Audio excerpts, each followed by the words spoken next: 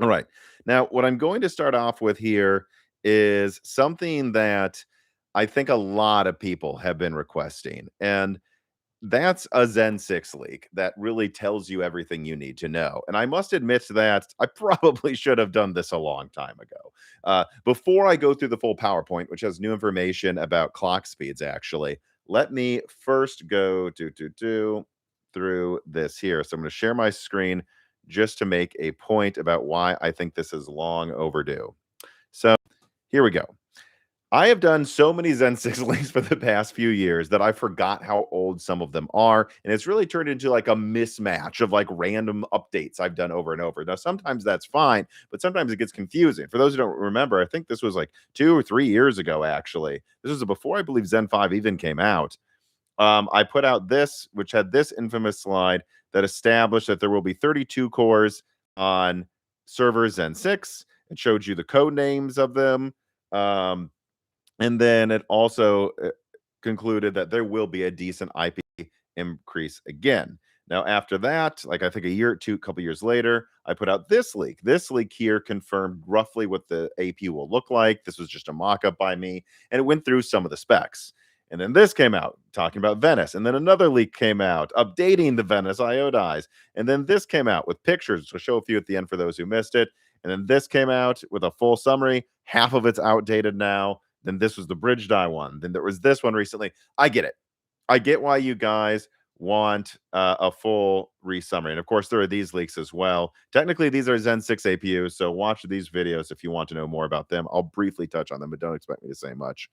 And then otherwise, yeah, I will save a few things here at the end.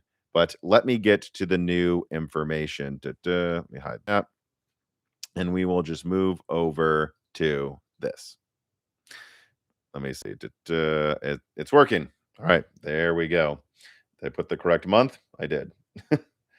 So that was the recap, and this is the new information, which you're going to want to share this because I am now going to confirm things about Zen 6's insane clocks, I believe exclusively.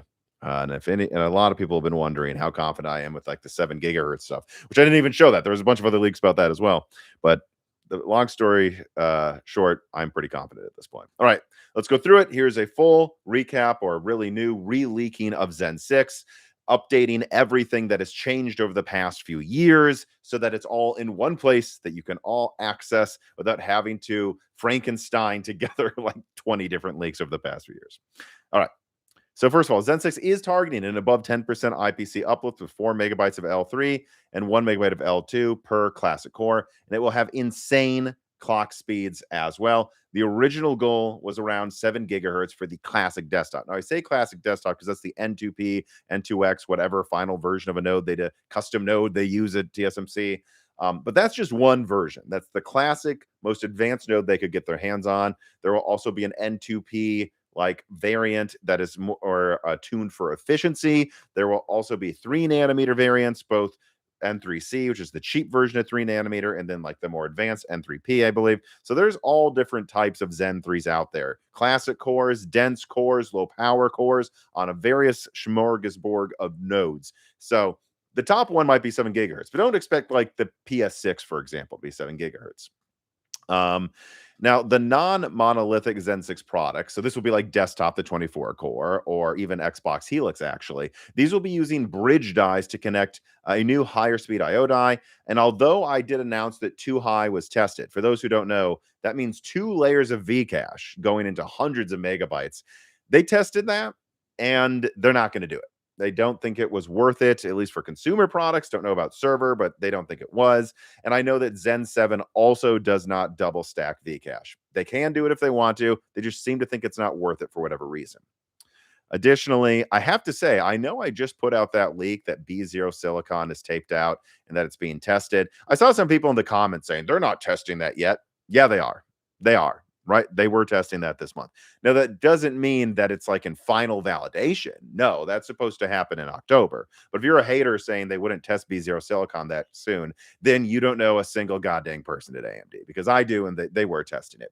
And they have run into an issue, which I want to go through very briefly here because it is sensitive. I can't say too much about it, both for respect reasons and competitiveness. Like sometimes there's stuff you're told and they're like, don't leak this though, this could help our competitors.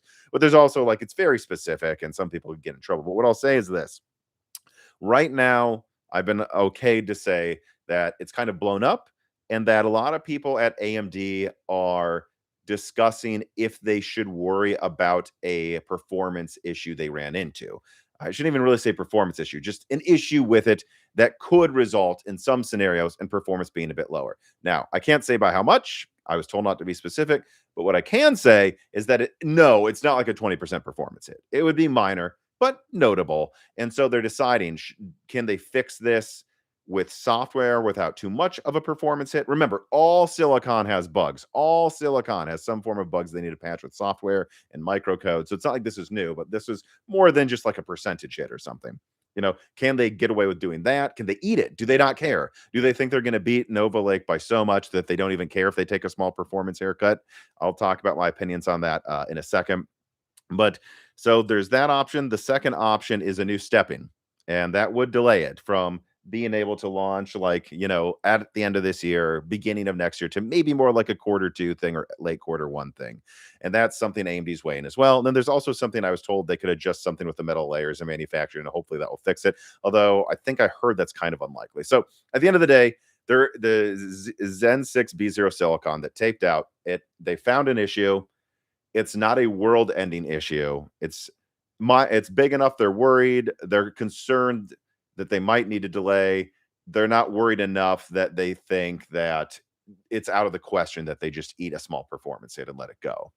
And I'm not confirming this is a delay. I'm just confirming that it's looking more and more like consumer Zen 6 is like quarter 1 next year, not December this year. I mean, it still could have some paper launch that I imagine, but that's more and more what it's looking like. Now, here's my opinion on what AMD should do. This is just one, leaker, although I am paid to consult for some pretty large companies sometimes. So I guess I should give myself some credit. What one pundit's analyst's opinion on what I would recommend AMD do. So, and it has to do with Granite Rapids. Not Granite, Diamond Rapids, which is the 192 core server product Intel just announced. So my opinion is that AMD is going to so thoroughly wipe the floor with Diamond Rapids. Remember, it has 192 cores, no hyperthreading, probably, although there's rumors they might bring back hyperthreading. Even then, 192 cores. And Zen 6 goes up to 256 cores with very good hyperthreading, with higher clocks, like 20% higher clocks than last gen. I think there is no way that Intel doesn't get spanked. And Intel announced that Diamond Rapids has been delayed to next year. It wasn't really delayed, but I behind the scenes, they were hoping to get it out at the end of this year. And it doesn't seem like they will be able to. It seems like they're just openly admitting it's 2027. All right, so over here we have like 192 cores of Diamond Rapids that isn't even launching for another year or another 6 months at least. Well, no, probably another 9 months at least. And then over here we have already launching in like a month or something, Zen 6 Venice with 256 cores running at ridiculous clocks compared to the previous gen. It's Zen 6C cores, but they're still clocked a lot faster than Zen 5C were. I just don't see why you don't launch now. There's a giant AI boom for server CPUs. That is what I recommend AMD does with Venice. Venice is good. If it's a minor performance hit, Venice is still going to wipe the freaking floor with Diamond Rapids. And launching a year before it, I think, is far more important than, some little performance hit there. And I think they already have contracts. So I suggest they almost have to at least eat at least temporary on the first manufactured lots performance hit on the 32 core per chiplet 256 core server chips. I think they should just eat it. Who cares? Get it out, launch it. There's a giant AI boom right now. Make that money right now. Now, that is not necessarily what I think for desktop, because at the end of the day, AMD is still running away with desktop market share and do it yourself. Getting contracts with pre-builts is more about relationships than it is like a minor performance win here or there. I mean, look at how Intel still mostly dominates pre-builts, even when half of their products were just terrible. I mean, the new 270K Plus is okay, but only because they're losing money almost, I think, on each one sold. It's not like it's really competitive and true manufacturing price performance. So I don't know, what you really do with like the laptop stuff, but I think it would be worth delaying the desktop one if it gave you that extra performance boost, as long as they know they can fix it and it would still come out in the first half of next year. And here's why. Some people would say, well, then Nova Lake will beat AMD to market. So no one can get RAM. Like, what? Who cares? Like, honest to God, who cares? Like, I think even though people tell me prices could start coming down at the end of this year, it's like, yeah, but I don't think they're going to be like cut in half until maybe next year. So I don't really see the point in rushing out Zen 6 until you have RAM prices at least, I don't know, if half of, like, at least down 30% from where they are now. Like, and if they think that will happen in quarter 4 this year and that Nova Lake is a big threat, then maybe they rush something out. But I think as long as it's a minor delay, fix the versions of Zen 6 that go into consumer products, because no one wants to buy consumer products right now anyways. But when it comes to Venice, yeah, I mean, having a small performance hit when you're already going to win by a massive amount and have a year's like runway ahead of the competition, and I would just get that out as soon as possible. And I suspect what I'm saying right now is what they're going to do, but who knows? Maybe they'll find a way to patch it. It'll be so minor it doesn't matter. We'll just have to see. But I just thought you should all know that there was a hiccup in the Zen 6 testing. And I wouldn't say that means it's delayed. I would say that it means you shouldn't be surprised if it does just come out next year for consumers. Not Venice. Venice is still going to come out this year though. All right, let me continue the leak to the stuff you all want to see here. So yes, Olympic Ridge and Gator Range. Actually, let me put down a new timestamp here since I was yammering for so long about that Zen 60 delayed. Okay, so Olympic Ridge, Gator Range would be the laptop version. This is the TSMC N2X or P. I'm still not 100% sure on the node. Frankly, I think AMD might not be either. I mean, these things, they can like have silicon on one node and then decide to like do a small port to N2X later if they think it'll be ready in time. But N2X was the original plan for what desktop Zen 6 would use. Massively better node than what they're using right now with 4 nanometer. And I'm sorry, I still do not know the nodes of all of the IO dies for desktop Zen 6. I don't know what to tell you. I have documents still that say N6 and talk about reduced features. And so, by the way, when you see people say desktop Zen 6 might not have a graphics card or might not have an integrated graphics unit on it, yeah, that I said that years ago. That's not a new leak. I've been saying that for a while, that AMD with Zen 6 might have a couple options. They might have like a 3 nanometer, maybe 4 nanometer advanced IO die over here. And then for the majority of the lineup, they use an N6 one, maybe even without an iGPU to undercut Nova Lake. And to the people that say that's stupid, I say, is it? Do you really care? I mean, 3 nanometers a lot more expensive than 6. And Nova Lake's going to be loaded up with all these fancy nodes. I mean, I think Intel is going to struggle to sell their 52 freaking core Nova Lake for under 800. I mean, it might even be $1,000. I don't know what they're going to do with that thing. And again, if they sell it, if they claim it's $600, you'll go to Newegg and I bet it will be 700 or 650, and Intel will be making very little profit on that thing. If AMD could still have like half of the silicon be 6 nanometer, they might be able to just launch this 24 core monster for $700 or something. And so I think when people are like, oh, why would they do that? You know, why would they use an old node? Think about that aspect. Like if it gives them a massive pricing advantage over Intel, like especially in the low end, like if they can make a 12 core X3D for $400, $450 if they really wanted to, instead of like 600 or 550, you've got to weigh if that's worth using 3 nanometer. But to this day, I'm just yammering on and on and on about, I'm still not quite sure what the IO die is. I think they have several options. But yeah, so look, they will have 2 12 cores. If it's a 6 nanometer IO die, I don't think they'll have low power cores on desktop, and I don't think anyone will care. A hypothetical Ryzen 9 10960 X3D2. I say 6960 because it's a 24 core, and that's their current naming scheme. That would have 96 megabyte Vcache layers on each CCD, which would total 288 megabytes of L3 or 312 megabytes of L2 plus L3 total. Yes, that's an absolutely insane amount of cache. And this is why I'm fairly confident, honestly, that Zen 6 is going to win the gaming crown against Nova Lake. I mean, AMD's already like, what, 20% ahead of Intel in gaming. Can you imagine what it's going to be like when they go to this design with that much cache? And this is an exclusive. Well, I cannot confirm the final clocks just yet, everybody. I can confirm now that I'm 100% sure Zen 6 goes above 6.5 gigahertz. I can't be too specific. I can't always tell you everything I've heard or why I know this, but there's been a lot of people out there who have been doubting. Like when I said they're targeting 7 gigahertz, they're like, ah, no, that is a genuinely realistic goal. They even thought they might get ahead of above 7 gigahertz. And at this point, it seems like they have achieved above 6.5. And the people at AMD have high confidence they'll get above 6.6 gigahertz. So what will they hit? 6.7, 6.8, 6.9, 7.2 gigahertz? I don't know yet. And you know who also doesn't know yet? AMD. AMD still does not know. Like I said, like they might do another stepping. They're not quite sure what they'll be able to get, but I do believe they're going to get very close to 7 gigahertz, even if they don't hit it. And they could hit it. They still could. And it's going to be above 6.5 gigahertz. I do believe Zen 6 is going to have a massive clock speed advantage on Intel next gen.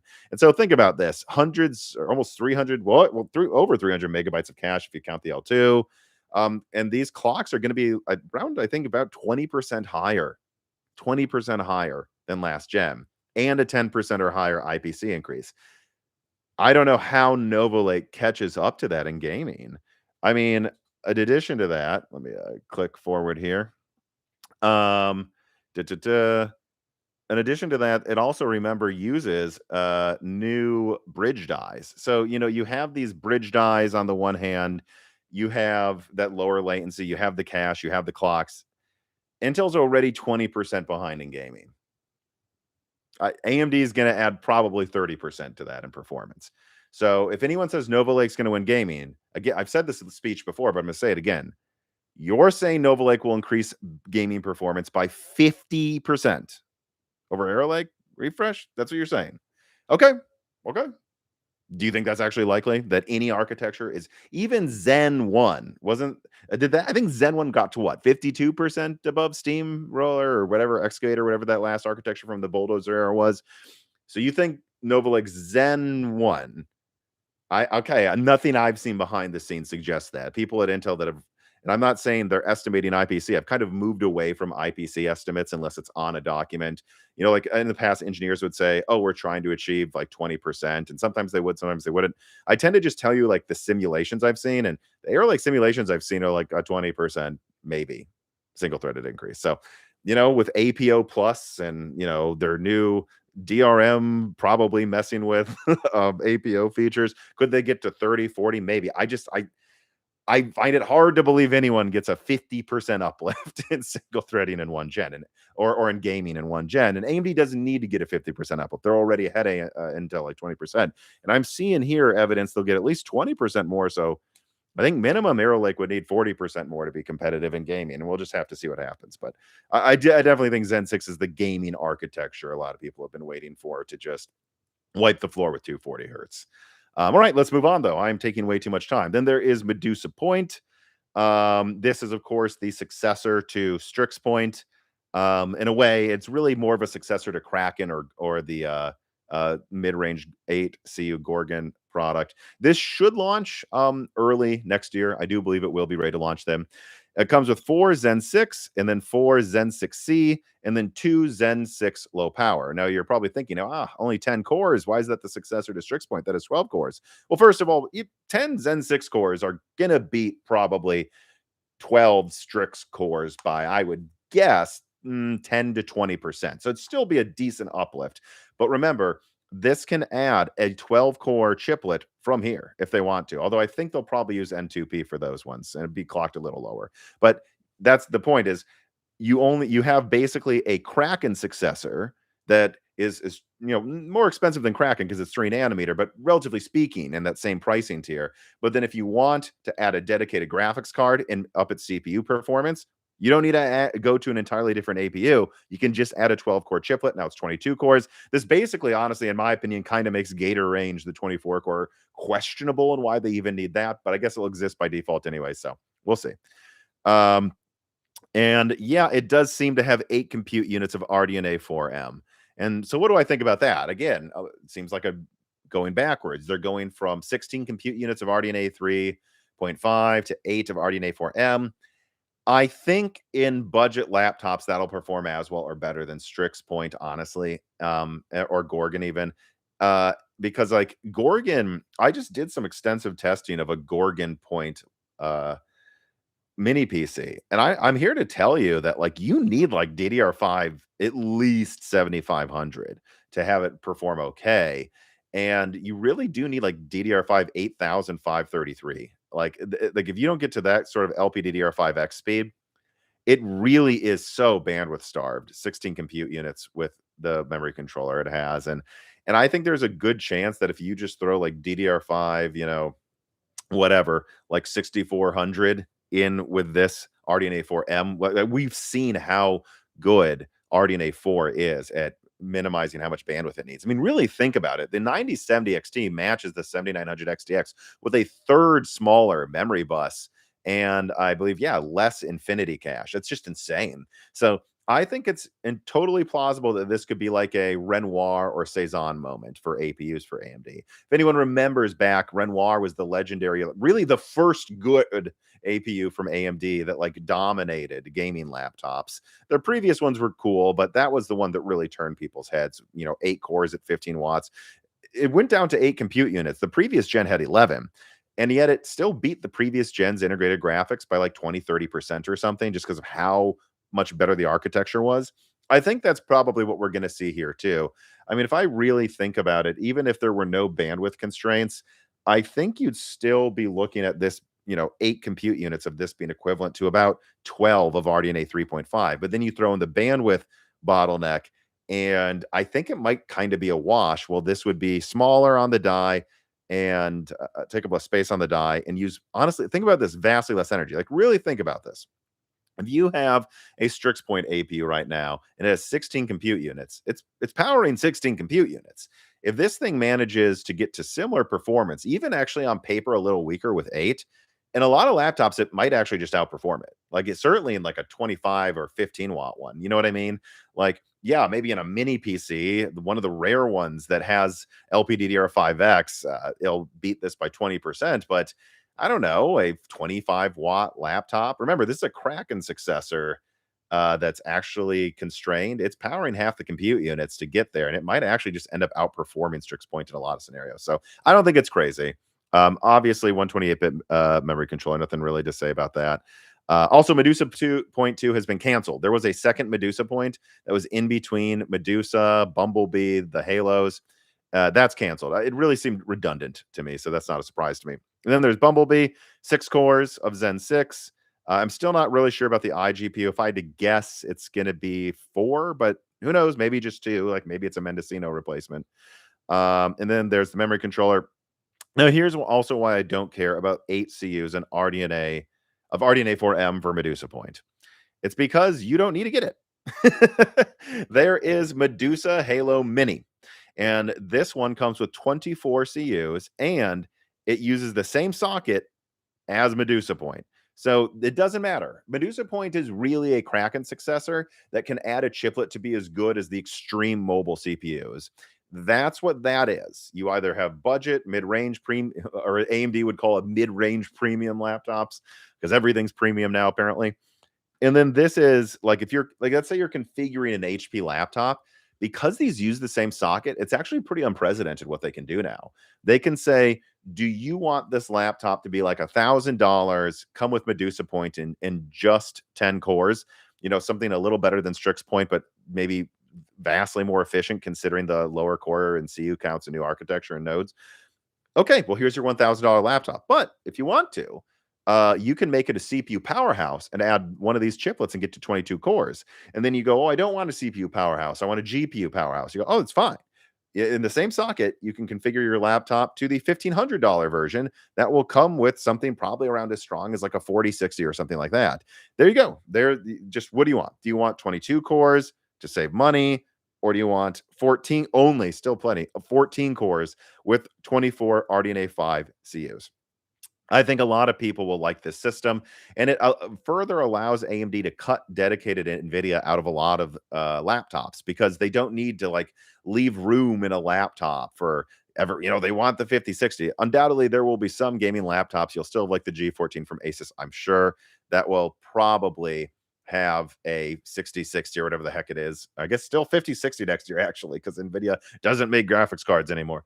But and they'll have that. But they can also then take one, not bother with the GPU, and make the cooling better, maybe give you more battery, maybe add a slot. Hey, the one without the dedicated GPU has an extra NVMe slot you can upgrade or something. That would be very cool. And instead of it just kind of being wasted space because they know people might want Nvidia. So I think that's exciting. Also note AT4. This is the same chiplet that will be attached to a DisplayPort and HDMI out die, and then that will be the 9050 XT successor. Is there a 9050 XT? I don't even remember.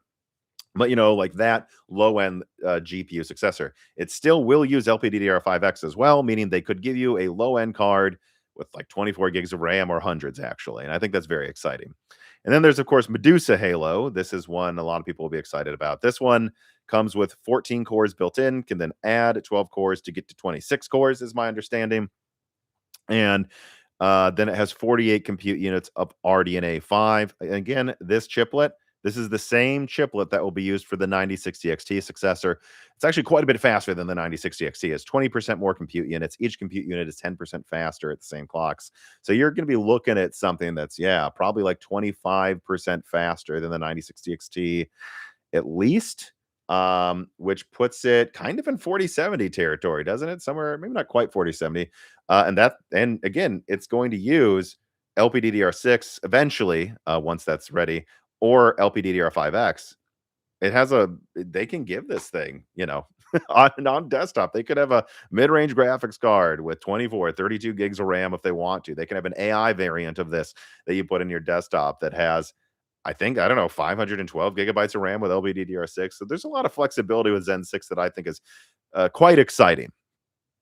And then, I'm not going to go through it. Like I said, go watch my videos. That is how I make money. All right. But if you want to know about Magnus, the Xbox Helix, Orion, Canis, for the handheld PS6, go watch those videos. But just know that Magnus uses AT2, the same thing that will be in the 9070 XT successor. Know that Orion is monolithic, 10 cores, 54 CUs, PS6P, 6 cores, 16 CUs. So just throwing that on there because technically, if I'm summarizing the Zen 6 family, the consoles are also part of this family. All right. So let me do that. Okay. And then one more thing. I'll stop sharing my screen. And one thing I thought you guys would want to also just have thrown up one more time before I move on to the Steam Deck 2 stuff. So stay tuned for that. Is this. So just reminding people that I have shown diagrams of the Zen 6 APUs. Years ago, they were already having documents saying they would go above Zen's 6 gigahertz. N2X was the original goal, although it sounds like it might be N2P or some semi-custom version of N2P that uses something from N2X or something at this point. And I just thought you want to see the pictures again. Remember, you can see pictures from all different angles if you go watch that video, but just thought it'd be fun to cap the Zen 6 leak by showing you what it looks like. And this is based on actual measurements, actual schematics I have. So there you go. That's what Medusa Point looks like. It's pretty interesting. That's the die sizes of those. And this is what Medusa Ridge / Olympic Ridge / Gator Range looks like. This is what they're packing. 155 millimeters squared here. Each of these are 75 millimeters squared. Yeah, I mean, that's Zen 6 for you, everybody. And so I hope you all enjoyed that part of this video. I actually have another leak to get to. But now you don't have to scramble. You don't have to go to 100 different videos and say, ooh, what does Zen 6 have? Has he updated this? This is everything I know about Zen 6. They're still trying to achieve 7 gigahertz. It's probably early next year on desktop. And the thing's freaking insane. And by the way, if Nova Lake beats Zen 6, it's not because Zen 6 sucked. It's going to be because Intel had something equally crazy. And at a minimum, I think Nova Lake will be competitive in multi-threading and a substantial upgrade over Arrow Lake right now. So that's exciting. Okie dokie. All right. Now, before I get to the Steam Deck 2 stuff, potentially Steam Deck 2 stuff to clarify, Let me also now go through the ad from Micro Center. That's right. I got to put bread on the table. This piece of content is sponsored by Micro Center.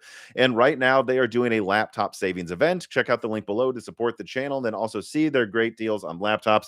Then also note that at both the Austin, Texas location and the Columbus, Ohio location, they are giving away free 128 gigabyte USB flash drives. You don't need to be a new customer. You don't need to buy anything. You just need to sign up, go into the store. They will say, here's a flash drive. And there you go. That's how you get it. So at a minimum, check out their new store, I would say. And it's fun to check out a Micro Center because not everyone has one. Like when I'm in Minneapolis or Chicago, sometimes I'll just go in one to be like, ooh, imagine if I had this in Nashville. And I don't know why I don't. But do check that out. Then also check out the link below to visit Micro Center News, where you can get the latest updates. And to this day, though, I will say, if you can get access to a Micro Center, the RAM apocalypse really isn't the end of the world. Like they just had this deal with a 7500 X3D, 16 gigabytes of RAM, a nice motherboard, and it was $300. So you're basically, for the price of the CPU, you're getting the RAM and motherboard for free. And honestly, if you were building a gaming build right now and you cared about saving money or price performance, like this wasn't just a I'm going to make the strongest thing because I have the money build. That's actually what I'd recommend to most people right now. I would recommend that Micro Center deal with a 7500 X3D. Here's why. Everyone's arguing over if you should get, Arrow Lake refresh because it's really good price performance for multi-threading, but the platform's dead. And a lot of people, it seems, if you look at Amazon bestsellers, conclude, I'm still just going to get an X3D chip because I can upgrade to Zen 6, I can upgrade to Zen 7, and ultimately it's going to game better than Arrow Lake anyways. And so why not just get that? I don't really need 24 cores. Well, if that's your conclusion, that you're going to upgrade to Zen 6 or 7, just get the cheapest Vcache on the motherboard then, right? Get that one. And that will hold its value, right? It has X3D in the title. Like, I think in a few years, a 9850X3D will sell for like 350, 300. Well, no, after Zen 6, no, will sell for like 250 on eBay. Right. So it might lose half its value. 7500 X3D, I think, will sell for 150. I mean, I guess that is kind of the same thing, but in like net on net terms, it's less money lost. Like, okay, so you lost $100 when you resold it or something. Whereas with whereas with the 9850 X3D, you might lose $200 net on net. And did it really game better? Really? I mean, like, did you not hit 144 hertz in the short term? Like, so that's my recommendation. That's at Micro Center. Show support for Moore's Law Z by checking out Micro Center through the links below today. All right, now I'm going to get to something here that's actually pretty exciting. Let me put the AMD lights back on. All right, so another timestamp here. I'm sure a lot of people clicked in to see this Snowmass. And then that specs 6.6 gigahertz. All right. So I know other people have leaked the codename Snowmass before. And it's something I thought was already out there, but I guess technically this is exclusive that someone else leaked that recently. So I looked into it. Actually, one of my sources reached out to me to tell me. It is a Zen 7 APU. It's not ARM. It's not like the successor to Soundwave. I can confirm that. But I double checked a couple of documents today and I saw something interesting. Both of them referenced it as a semi-custom APU. So part of what made me decipher what Canis, Orion, Magnus, the next gen console code names really were, is that they are listed as semi-custom. And you go, okay, well, it's semi-custom. Huh. All right. Well, Magnus sounds Xboxy, doesn't it? And Orion and then Canis. Canis would be the dog to Orion. It's a handheld. That makes sense. That's sort of how you decode that. Now, I don't know what to say about the actual name Snowmass, but what I can say is that it is a semi-custom Zen 7 APU. Now, it could mean anything. Honestly, sometimes that could mean it's some version of like MI 500X or whatever the Zen 7 variant of that is for, like, HP or Dell or Lenovo wants a semi-custom AI APU. It could totally just be that. But I do think that lines up well with the Steam Deck 2. I believe the Steam Deck 2 will probably launch in like 2028 or 29. And that would be, they don't need the latest CPU. They just want the semi-custom, one of the latest, right? They launched the Steam Deck, I think, after Zen 3 was already out with Zen 2. So when I look at this, technically today, technically today, all I am confirming is that Snowmass is a Zen 7 APU, but it is semi-custom, and it does make me wonder if this is the early work for Steam Deck 2. And nobody was talking about this like a year ago. That's why I never mentioned it. And I actually, frankly, forgot about it. There's tons of code names though, so half of them get canceled. Like I said, Medusa 2, I just told you today, that's canceled. Like tons of code names are out there. Like what else did I see? There was some canceled. Oh yeah, there was like a Zen 4 variant of the Steam Deck APU that I believe I saw. I forgot what it was called. Is it Sephiroth? No, that's the other one.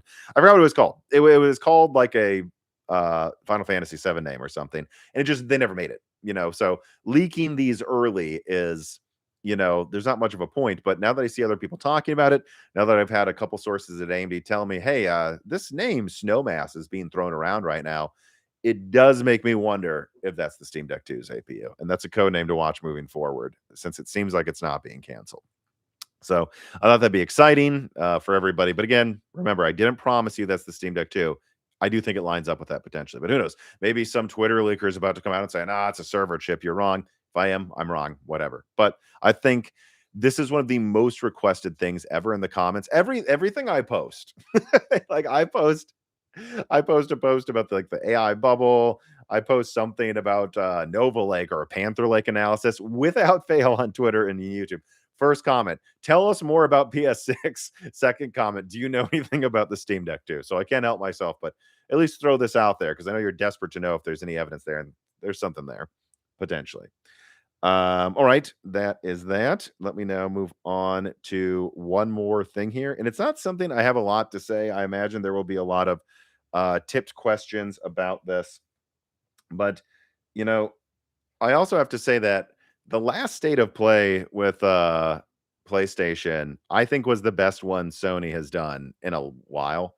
I mean, they showed off a ton of things that were third party, but they also showed off a new God of War that I think looks really good. I have to actually go back and beat Ragnarok now, I think, because this one looks even better to me. They showed off what was it? Oh, Until Dawn 2. I love the first Until Dawn.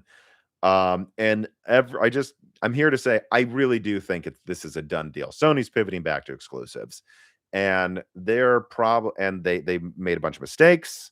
You know, Concord was a disaster. We've all said that a million times, but I think that there's a chance that this period of stupidity at Sony publishing, this is a period that doesn't have to like last forever. Like if they make this mistake with Concord, and remember who the Returnal people were making a big multiplayer game. They canceled it and turned it into Returnal, and they just launched another game, Saros. 2 games in one gen, by the way.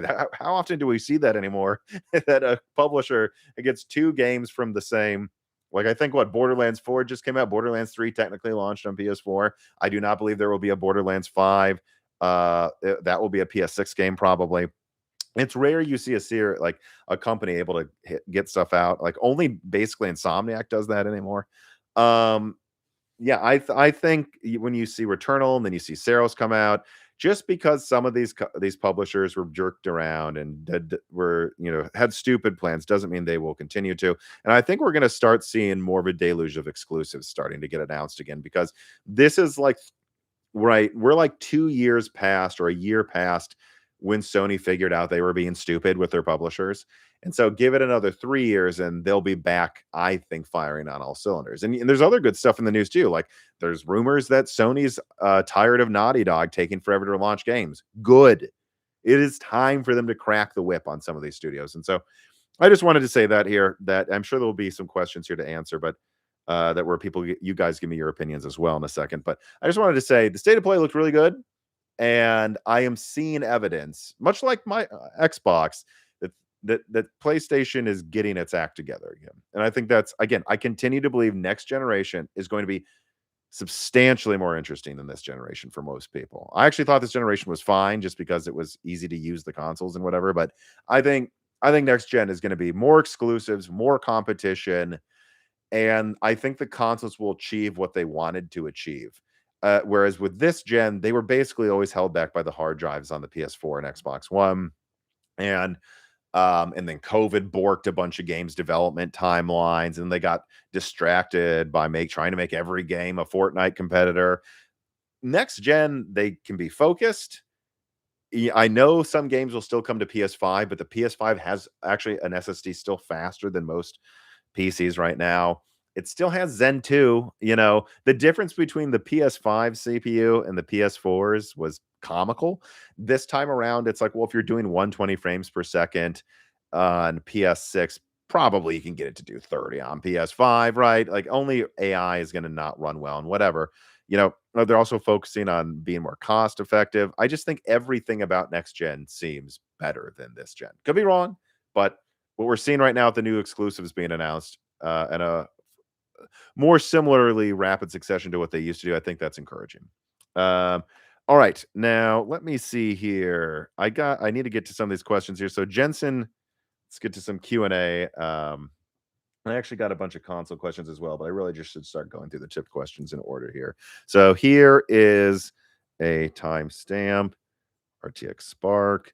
So Jensen Huang, Tensor enthusiast, writes and says, "How can Moore's law be dead?" Oh wait, just zoomed up again. How can Moore's law be dead when RTX Spark is the largest improvement in laptop in over 40 years?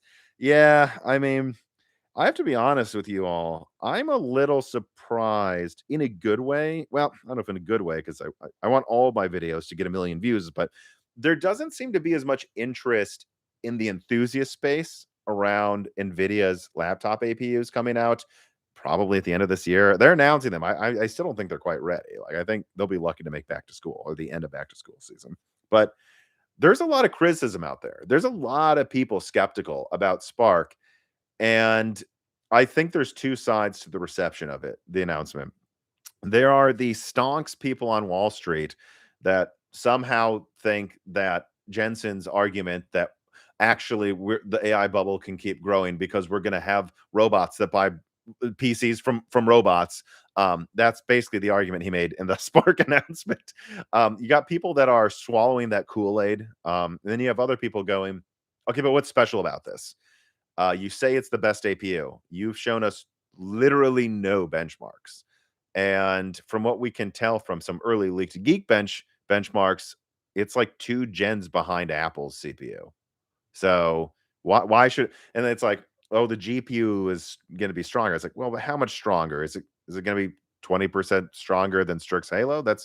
It's not competing with Strix Halo. It's going to compete with what I just showed you, Medusa Halo. Like, I'm telling you, like, by the time Spark is out, they will have Medusa Point around the corner, if not out, and Medusa Halo will be like 6 months away. For the majority of its life, that's its competitor. And Gorgon Halo has been announced. It's like, it has actually updated graphics slightly. It's like 10% faster. So, and it's going to cost like $3,000-$4,000 per laptop. I mean, who really cares? So I am heartened that the skepticism here seems to be building up, that, you know, we'll see. I think there's a chance Spark could be good. I I'm really only interested at this point to see if it's stable, but I do see that there is a decent amount of skepticism out there. So I don't think Nvidia is going to be given a free pass here. Frankly, I think Qualcomm was, and it bit a lot of reviewers' reputations and Qualcomm's brand image in the ass. And I want to, yeah, let's be clear about why as well. So everyone acted like Qualcomm's ARM Snapdragon Elite was magic. They all did. They all acted like, oh, but look, it's like a little more efficient, right, than AMD and Intel. And then like Lunar Lake came out and was more efficient anyways, or at least tied it, right? Didn't it? So it wasn't like it was setting that many records. And they said, well, if you just use it for office work, it's stable enough. And look at this one game that runs okay. And they tried to sell it as this great addition of competition. And then here's what happened in the real world. Some people bought these chips and they have like a 50% return rate at Best Buy, right? Like, I forgot what the number was, but it's insane. And I think Qualcomm honestly fucked up bad, because you can try to put lipstick on a pig, but eventually someone's going to buy that pig and notice it's a pig with lipstick. And they're going to be far less likely to give you another chance than if they just saw your product get mediocre or bad reviews. They're like, well, I'll try next time. Right. Like, that's how you actually burn a community from buying your products. And so I don't know. Spark will have okay graphics, I believe, around at least Strix Halo levels. Its CPU is kind of around, again, Strix Halo levels, but I just want to see the stability because I've heard nothing but horror stories behind the scenes and getting this thing stable. I just want to know, does it boot? Does it boot your entire Steam library? Does it work well? Who knows though? Maybe they're timing it perfectly with like AMD, Valve, right, is working on a ARM translation layer built into Steam. Who knows? Maybe it'll time that perfectly. Every game will work. It'll be the second coming of Christ. I don't know, but I just say there's a lot of a lot of people don't seem to be buying the BS on this one, who are actual enthusiasts, and even a lot of pundits aren't either. It's only the stonks people that buy Jensen's argument that we haven't had PCs before, that they just invented the PC, and that everyone should have a $10,000 desktop burning energy in their house. All right. Dat Easy 3352 writes in, will RDNA 5 compete with the RTX 6090? The top chip's supposed to. I mean, you have to wait for reviews, right? Will it compete with it? That is the plan. As long as they launch big AT0 to gamers for whatever insane price it is eventually, that I think that should be competitive with whatever the 6090 is. But again, the 6090 seems to be kind of murky, right? Like I'm almost wondering if like the OG 6090 was canceled, that they're going to launch a 5090 Ti next year with a Super Series, and that generation is just going to go on for a long time. And then once they get Intel capacity for Intel's APUs that will use Nvidia chiplets for their iGPUs, that is the generation they finally update. Like I don't know, who knows? For all I know, the 50 series is going to be a 3 to 4 year gen, because we still don't see a lot of 6090 leaks out there, do we? No. So I'm not sure. We'll see. It would be funny though if AMD actually committed to gaming, launched a flagship that like doubled performance from RDNA 4, because RDNA 4 doesn't even have a flagship. It's mid-range only, and then they just walk away with the market for like a year. AMD is the strongest card. That would be interesting. I imagine then Nvidia would argue, well, we have DLSS 5, so your GPU doesn't count. I'd be very curious to see how that goes over with consumers, if they would agree with Nvidia, because so far consumers seem to be allergic to the word AI. Viscera ZP writes in and says, will AMD release an ARM-based competitor for DGX Spark, or will they? No, I see nothing on the roadmap, and they don't need to. x86 is not inefficient. x86 works. Panther Lake is very efficient. And people point to Apple's chips that are sometimes called ARM. Apple would say they're not even ARM anymore. They're their own edition of an architecture, whatever. But everyone keeps forgetting Apple's chips get their own garden, their own OS to live in. That is bespoke and built for their chips, programmed to the metal from the ground up, which forces developers to program their apps to the metal from the ground up. That alone is an efficient, like a double digits efficiency boost right there. And Panther Lake's pretty close to Apple's chips in efficiency. x86 isn't inefficient. There's no purpose in some big ARM competitor to Spark. They have a competitor. It's called Strix Halo. It will be Gorgon Halo, and it's going to be Medusa Halo. That is the Spark competitor. And they'll be able to load that thing up with RAM next year, by the way, with the 384-bit bus. So that's the competitor. All right, let me now let me make sure I have this open over here in case there's any questions. Let me see. All right, let me now get to some console questions, because we actually do have quite a lot of, let me see here. What do we have? Yeah, we have a bunch of console questions. Let's do it. So putting timestamp for this, we'll start with a tipped question. Steam Machine, PS6, Helix. All right.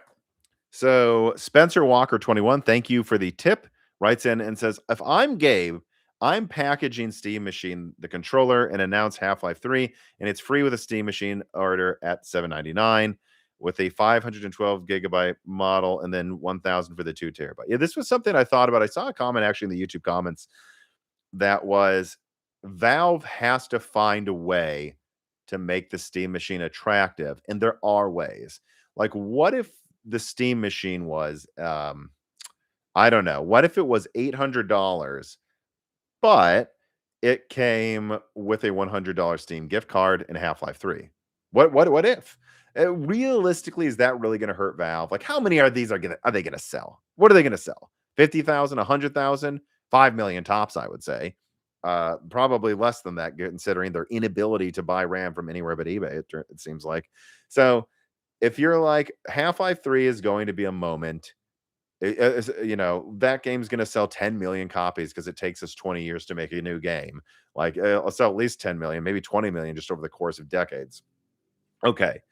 Um, if we give Half-Life 3 free with Steam machines, that's 5% of our sales we give away for the Steam machine. Okay, well, so now the $800 Steam machine is depending on what you think a game should cost, is now $60 to $80 off, right?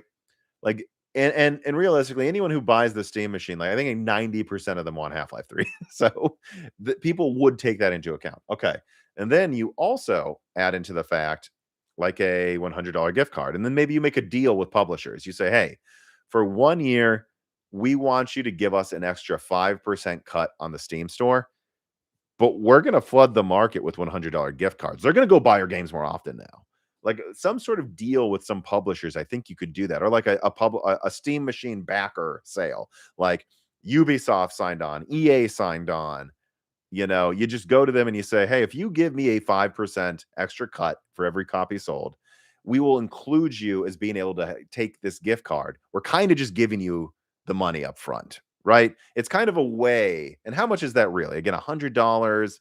Like, people would buy games and then they would buy another game. Valve would still make back some money. I just think there's got to be a way to make the Steam machine work. And I think that's a way you could do it. You bundle Half-Life 3, give some sort of credit towards other games, and people look at $800 and they see 650. They tell themselves the controller is the pro controller of PC, so it's almost like it's 600. I think that could work. Just trying to be optimistic here, trying to give you all an example of like how maybe they can make this thing work, because if it's $1,200 or something, the thing doesn't work, and they have to find a way to at least make it feel like it's cheaper than what they just said the Steam Deck is going to cost here. All right, let me continue to move on here to another question about the Steam machine. Valentine writes in and says, here's a totally serious take built on airtight logic for why I actually believe the Steam machine will be reasonably priced. All right, here he goes. When the Steam machine was originally announced, Valve said there is technically nothing stopping someone from buying a bunch from them, using them as a company workstation, and never even launching Steam. Therefore, they cannot be significantly subsidized and instead need to be priced like equivalent PCs. However, as you have shown on the show, even now you can get a better PC for $700. So by that same flawless logic, Valve should obviously sell these for $600, bundled with Half-Life 3. We'll see. I hold out some hope. I don't know if I'd say I have hope.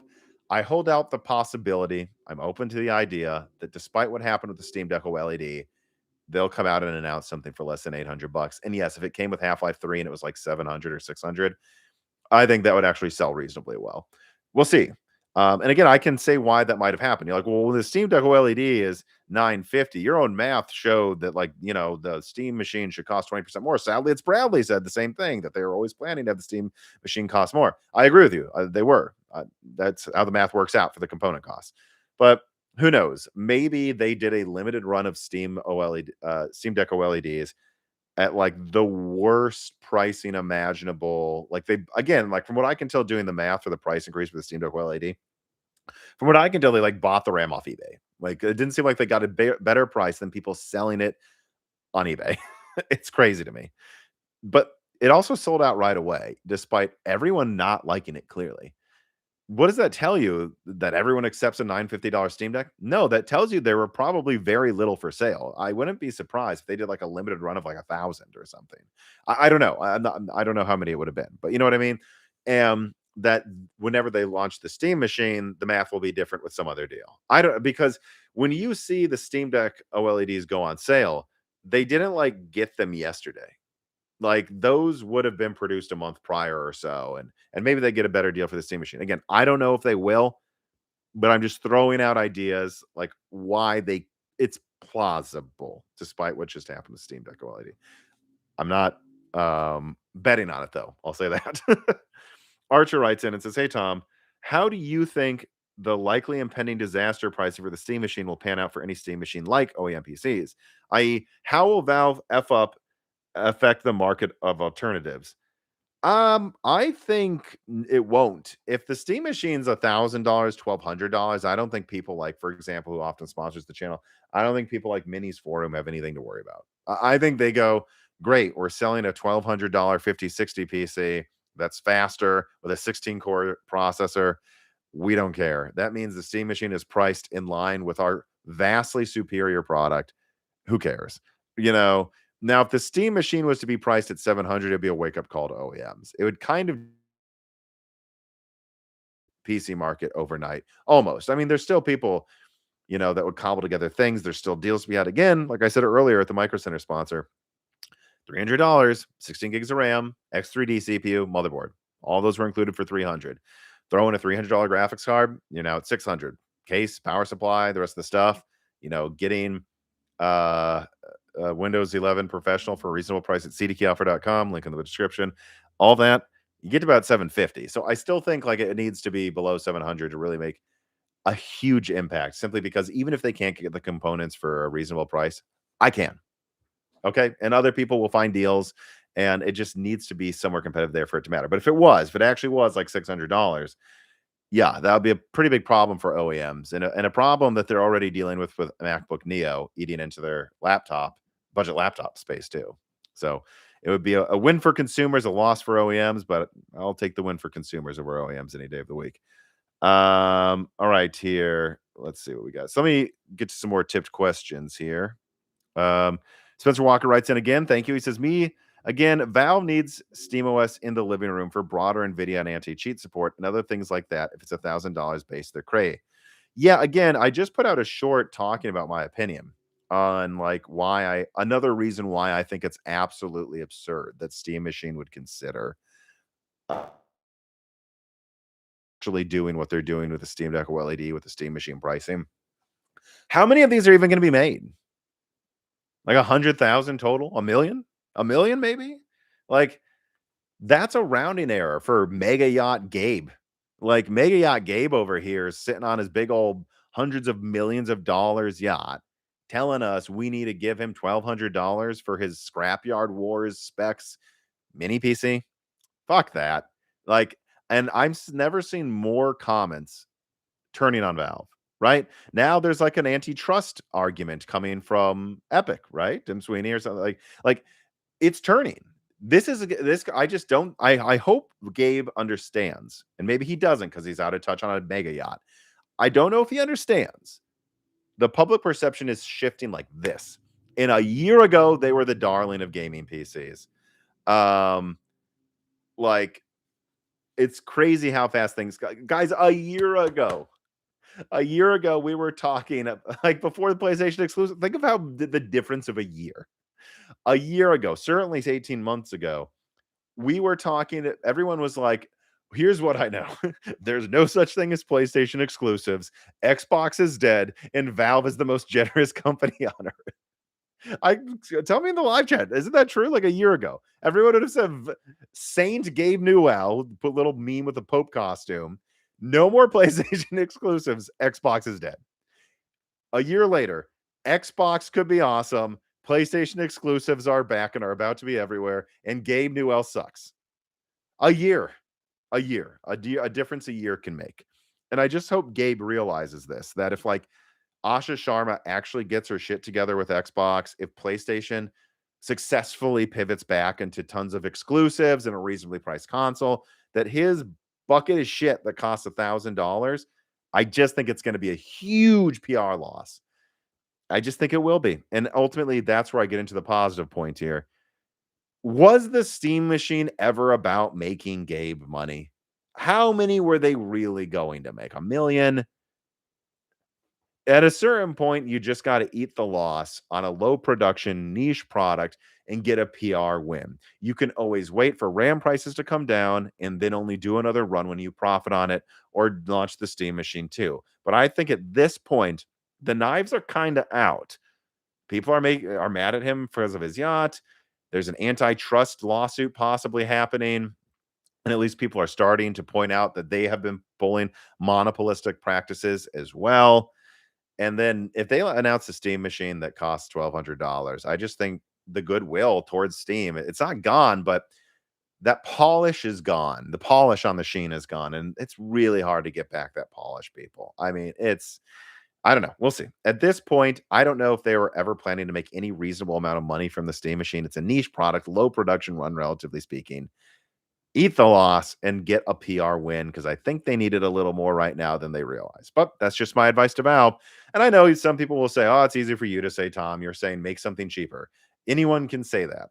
I know. And I'm critical of a lot of tech tubers that are like, this graphics card is too expensive. And then I'm like, the NVIDIA one costs twice as much. Why does AMD have to be a saint? Like, Jesus, like, come on, common sense business here. But I'm someone who usually says stuff like that. But, you know, when it comes to the Steam Machine, there's just a part of me like, I don't know if Valve realizes the damage to their brand they've been doing in the past year. And yeah, it's time to understand that you were never going to really make much money on this thing anyways, and just at least like it as a big loss. Dwight Baldwin 5500 says, when will and I'm assuming you mean AMD chipsets get Thunderbolt 5? I think I said that they will with Medusa or something, right? I don't know about on desktop, but I think I already said that. So I think Zen 6 will, certainly Zen 7. Is Halo going to move to LP Cam 2? Halo has an LPDDR6 and LPDDR5X memory controller. And as much as people like the cam stuff, I mean, it's a lot more expensive. So expect most of it to just be soldered LPDDR5X and LPDDR6. That's the current plan, I believe. Another tipped question. Let's see. Is that it? I think. Oh, nope. There's a bunch more. Just a bunch more just popped up on my feed. All right, so let's go back to more. Let's see. Let's go back to some more console questions. Then I put another timestamp here. Remember hit the like button, everybody. There's over 1,000 people watching. Let's get to over 1,000 likes. Foods Your Dues writes in and says, oh man, how do I say this? Mitchy me, ladies, fit a week Ken. I don't know what that means, but I hope I said it in a corresponding accent that would make sense. He says, with PlayStation going back to exclusives and Helix being a PC, do we think Microsoft are going to keep their games off of the PlayStation 6? Also, what was your favorite game from the State of Play and why? Actually, the game from the PlayStation State of Play that has me the most interested is Ill. That horror game looks sick. And that wasn't an exclusive, so I think that thing looks sick. God of War looks great. I'm excited to see if Until Dawn's good. I loved the first one, but I think Ill was the one where I was the most like, oh, this looks crazy and new. That's my answer there. Did you have another question there though? Oh yeah, would Xbox Xbox yeah, would Xbox actually stop putting games on PlayStation? I don't know. I'm 50-50 on that one because they can still use it as a I still think there's a way to almost do exclusives with Helix without actually doing exclusives that could work. Again, I love the idea of this tagline built for Helix. And it looks kind of like an Xbox exclusive in the ads and the box, built for Helix on the disc. If they have a disc holder, I guess maybe it might be all digital next gen, but I have the discs for backwards compatibility. I'm not sure about that. But the Helix is going to be stronger than like 95% of gaming PCs with ray tracing capabilities that far outstrip the average gaming PC is like what? Like a 6-core and 3060. Where's the 3060 here? Let me look. 3060. Where's that tech power ups rating compared to like a 5080 is kind because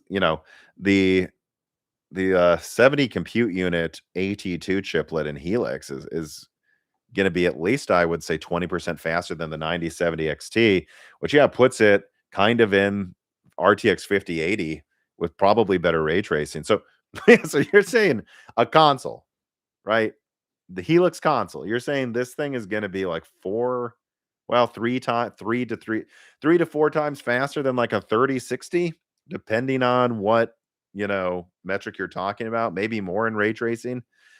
There's going to be a lot of games that come out that target like 4K 60 or 4K 144 probably on Helix with ray tracing cranked up. And to run it on what would that? God, I guess if you do let me do the math. This is kind of fun. So if I multiply that resolution there, okay, and then multiply that by 144. If I divide this by 6, what resolution am I getting to here? Like, what's 1920 by 1080p times 6? All right, and then divide. Of course, Google doesn't just let me type that in. All right, 1,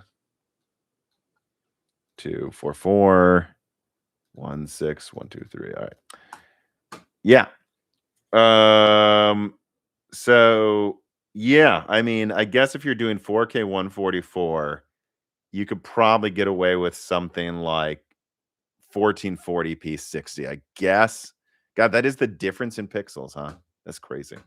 How many pixels are in that versus that? So I guess you could see devs doing that, but there's going to be a lot of games where if they use the AI capabilities or something else, it's just too high. And it'll be like, yeah, look, you can play this game on your 3060, but it's seriously going to struggle to do 60 frames. It's going to be at like 1080p, or you're going to have to turn on performance DLSS with this. Well, it's just going to look like another game. I think that's enough. I think Microsoft can market runs best on Helix because most graphics cards, unless you have a 5090, are going to look worse than the Helix version running. And in that world, you do wonder, do you still put it on PlayStation? You've got a real marketing chance here. And it would obviously still run on PlayStation. PlayStation's is only going to be probably like 20-30% weaker, if that, on average. So the difference, I've said this before, if you math out the bandwidth and the teraflops difference, like the difference between the PS5 and the Xbox Series X in on paper specs is a bigger difference than the PlayStation 6 and Helix's specs difference. And the PS5 actually outperformed the Xbox Series X because they screwed up the software with the memory bandwidth and didn't give, well, we don't need to relitigate that, but so you could see that. You could see 4K 144 on Helix, 120 hertz on PS6, 4K, and it'd be very easy to do. But I don't know. I wonder what you guys think. Like, will they not put games on PlayStation? Because my suspicion is what they'll do is most games will be on PlayStation that are multiplayer or something, maybe, but a few games won't be. Like, I don't know what, but it wouldn't surprise me if like they chose one big new IP and the next Halo to not be on the PS6 or something. And it's on PC anyways. You can play it on PC, but they'll advertise run specs on Helix. I don't know. I'm 50-50 though. 50% chance I think they just put it on everything, but again, they use that best on Helix tagline.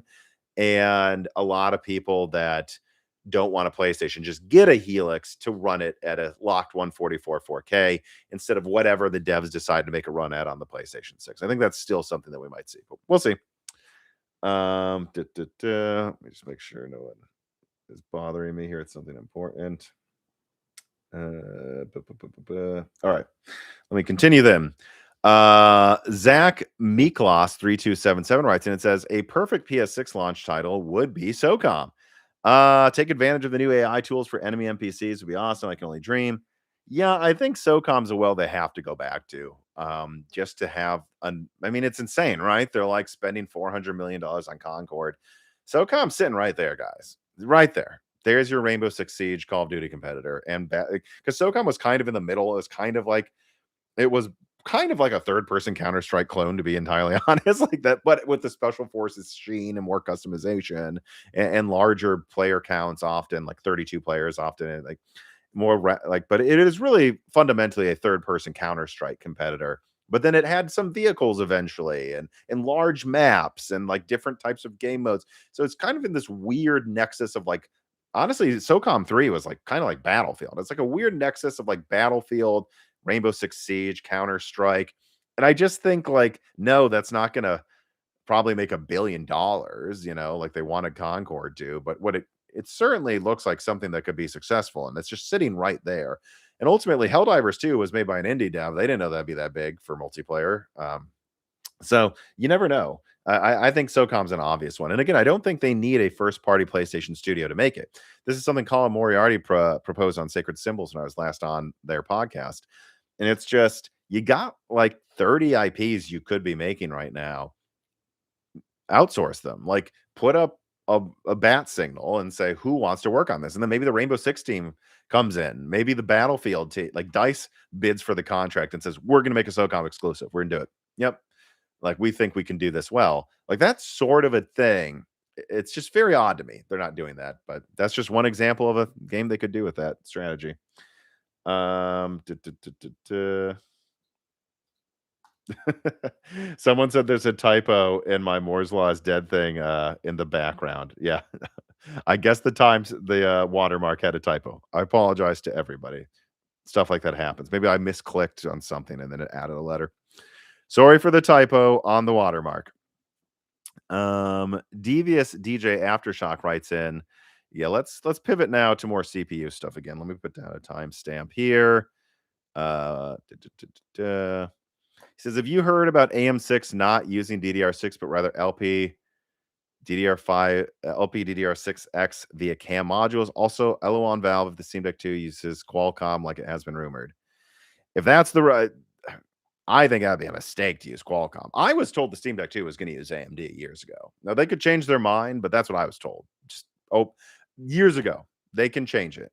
But I was told it was going to be AMD. We'll see. Let me see here though.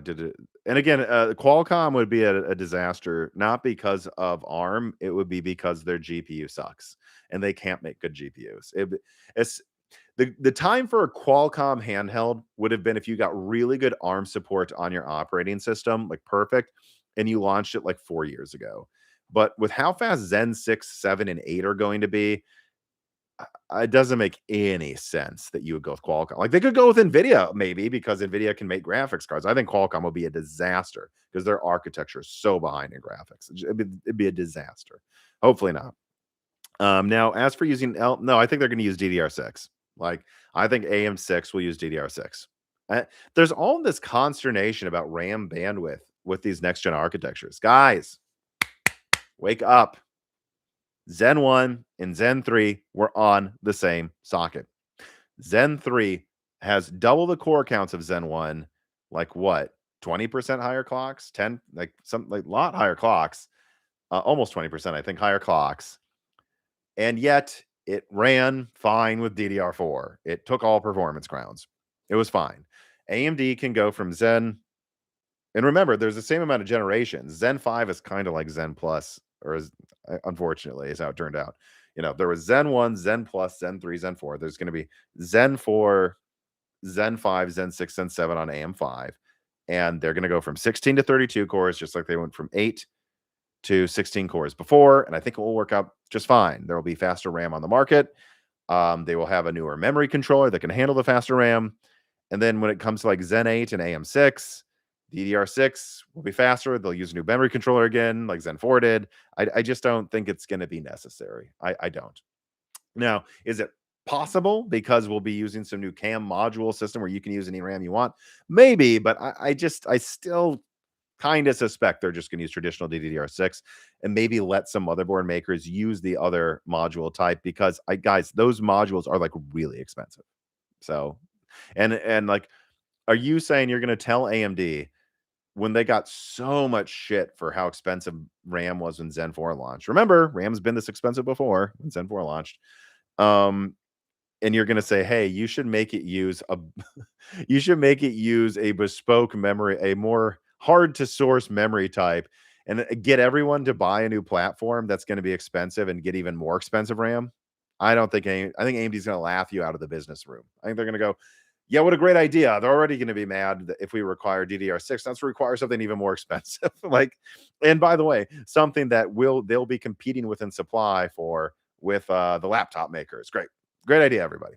I don't think so. And actually, now I'm kind of convincing myself there's like no way, actually. Like, it could be an option, but I don't think it'll be the default because when you make a product, you have to think about, like, can you source the RAM for enough people?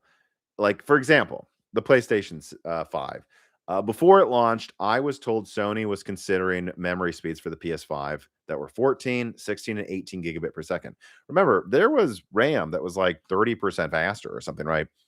On the market when the PS5 launched. And actually, the PS4 used pretty fast memory. for the time. So some people, including me, were wondering if they go with the faster RAM, the same RAM the 6900 XT used or something, right? And they didn't. Why did they not go with that? Well, at the end of the day, Sony has to make over 100 million consoles every gen, and they felt that the 10% performance boost that you'd really get from that wouldn't be worth limiting your suppliers. Like, everyone can make 16 gigabit per second GDDR6 back then, and even with the PS5 Pro, I believe they only went to 18 gigabit per second. Am I wrong? Not 20? Well, that would be because they want 18 gigabit per second to be, sourceable from anywhere, whether it's Micron or Samsung, SK Hynix.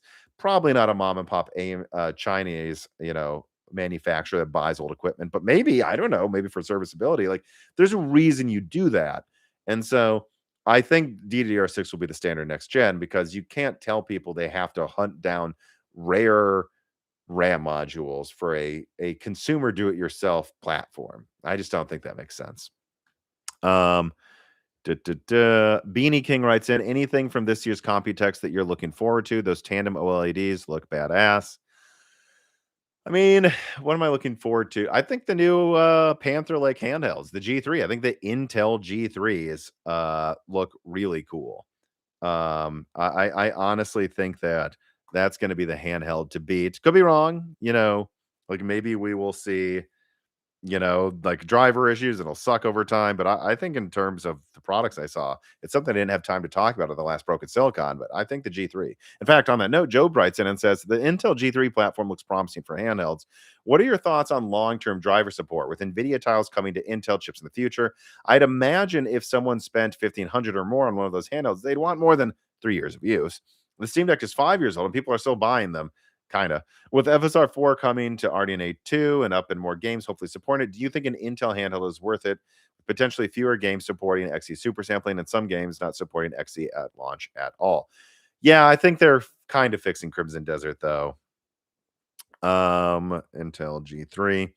So this is a spiel I gave in one of my videos. Like, search like Hammer Lake leak or something. There was like an Xbox and a Intel leak, like Nvidia tile video, like, like kind of multi-topic, when I do 3 different topics, one of those videos that I did a few months ago, where I basically, or maybe it was more than 3 months ago by now, time flies, but I expressed the opinion that I wouldn't be that worried about driver support with Panther. Like, why? Well, because I have Intel roadmaps. And what do they say? They say Arc's dead, but that means that the current Arc architecture will be rebranded and rebranded and rebranded, and therefore supported for probably the next decade, right? Like, I would be worried if Panther Lake used some XE4 and it was like the only APU to get it, but that's not the case. Panther Lake uses XE3. They used to call that Celestial, by the way. Now they've thrown that away. I know that like Nova Lake uses NXE3P, but it really is like a plus of the same architecture. And I believe the one after that, yeah, they're going to rebrand that. Like, they're going to use Nvidia tiles for like the top half of the lineup, I believe, with Titan Lake. But the bottom half of the lineup is going to rebrand the same tiles, as my understanding, from XE3P, or at least an XE3PP, something like that. And so from that perspective, what I'm telling you is they're using this same architecture pretty much, we know, for the next 5 years. So they have to support it, right? And Nova Lake is going to go to higher CU counts, or I guess you call them XE core counts. But still only up to like 32 and then 16 for the ones they rebrand a lot. Panther Lake has 12, right? Again, if Panther Lake had like 40 XE cores, and after that, they're only making 12 XE core rebrands, then I'd worry about the support of the bigger one that is left in the dust over time. It's not, it's 12. They're going to be supporting 16 XE3P tiles in their budget to mainstream CPUs forever. So I'm not actually that worried about Panther Lake driver support. In a weird way, Arc dying is why Panther Lake will get long-term support, because they're just going to rebrand the same architecture. Isn't that, I mean, that's what it comes down to. Yes, you're still going to get games like Crimson Desert that, run like ass on it. I believe they've patched it to work. It just, performs like Strix Point, not Strix Halo, so it's pretty bad. But even then, it uses way less energy than Strix Point. So this is still the best gaming handheld, right? And so it's all relative, right? I don't really have a need for any of these handhelds right now. If I were going to get a handheld, it would probably be the Switch 2, or let's just be honest, I'm waiting for the PS6 portable. But if I was desperate, I just had to get a gaming handheld that was a PC one that can play my Steam games. Well, look, the Steam Deck has 8 compute units. It's really weak now. It's weaker than the Switch 2. It's just and if they're going to charge $950 for that, I'm spending the extra like 550 for a Panther Lake platform that's going to be what? 6 times faster? I mean, what is the performance difference here, right? Like, where do I even can is that even on Tech Power Up? They may have simulated it based on teraflops. No, I can't use the little estimation, but I know it's around PS4 in performance. And Panther Lake is, kind of around PS5 in performance. So yeah, you're looking at something like 6 times faster or more for 50% more money. No, I just get the Intel, and it's cheaper than the Strix Halo handhelds, and it will actually be efficient. So I just think it's great. And I've explained why I'm not that worried about long-term support, Job, and why if you're going to make the Steam Deck only a third cheaper, look, if you have $1,000, you have 1,500, or you are making a very bad business decision by buying something this expensive. So I think I would just go for the Intel product there. So there you go, haters. I'm recommending Intel sometimes. Uh-oh. Someone just asked me a question in Spanish. Okay, well, YouTube's also being stupid. Let me do this. Copy. Google Translate. You did give me a tip. So, all right. It is from Carlitos Gamer 1928. So that couldn't have been when you were born, right? Anyways, he says, "Hello from Spain. I don't understand English. Could you tell me when the PS6 and Xbox Helix are expected to come out? Is that 2027 or 2028? Thanks." I'm going to say his name again. So if he's trying to listen, Carlitos Gamer 1928. You don't understand English, but you can use subtitles here, of course. Yeah, late 2027. That's the plan for both of them. And latest would be, I think, first half of 2028. There are contracts signed. They're going to be manufacturing these things mid next year. You can't make a ton of these and just put them in a warehouse. Well, unless they're AI GPUs like Nvidia, then I guess you can probably afford to do that because of how much they're paying you. But realistically, they can't afford to do that because they're not in some bubble that's propping them up. So no, I'd say it's going to be late 2027, almost certainly. First half of 2028 at the latest. It's just going to be, can they get the RAM? I think they will be able to, though. Muskrat VR writes in and says, "Hello, do we know anything about the Steam frame price?" No. And full disclosure, thank you for the tip. I haven't looked into it because I'm not really into VR. I have a Quest 2 actually that someone at Meta sent me. It's cool. The VR devices I have been given to me as gifts for like my birthdays. Like I don't really get VR stuff. What I will say is I believe Sadly Bradley thought it was going to be pretty expensive, like $1,000, and I would agree. I'd mostly defer to Sadly Bradley on a lot of things like this because he is like the top tier VR leaker, and I think me and him, he was on the podcast. Go look it up. Watch the last Sadly Bradley Broken Silicon. It's very good. I thought at least. And I think we came to the conclusion that it's probably going to be somewhere around $800 to $1,000.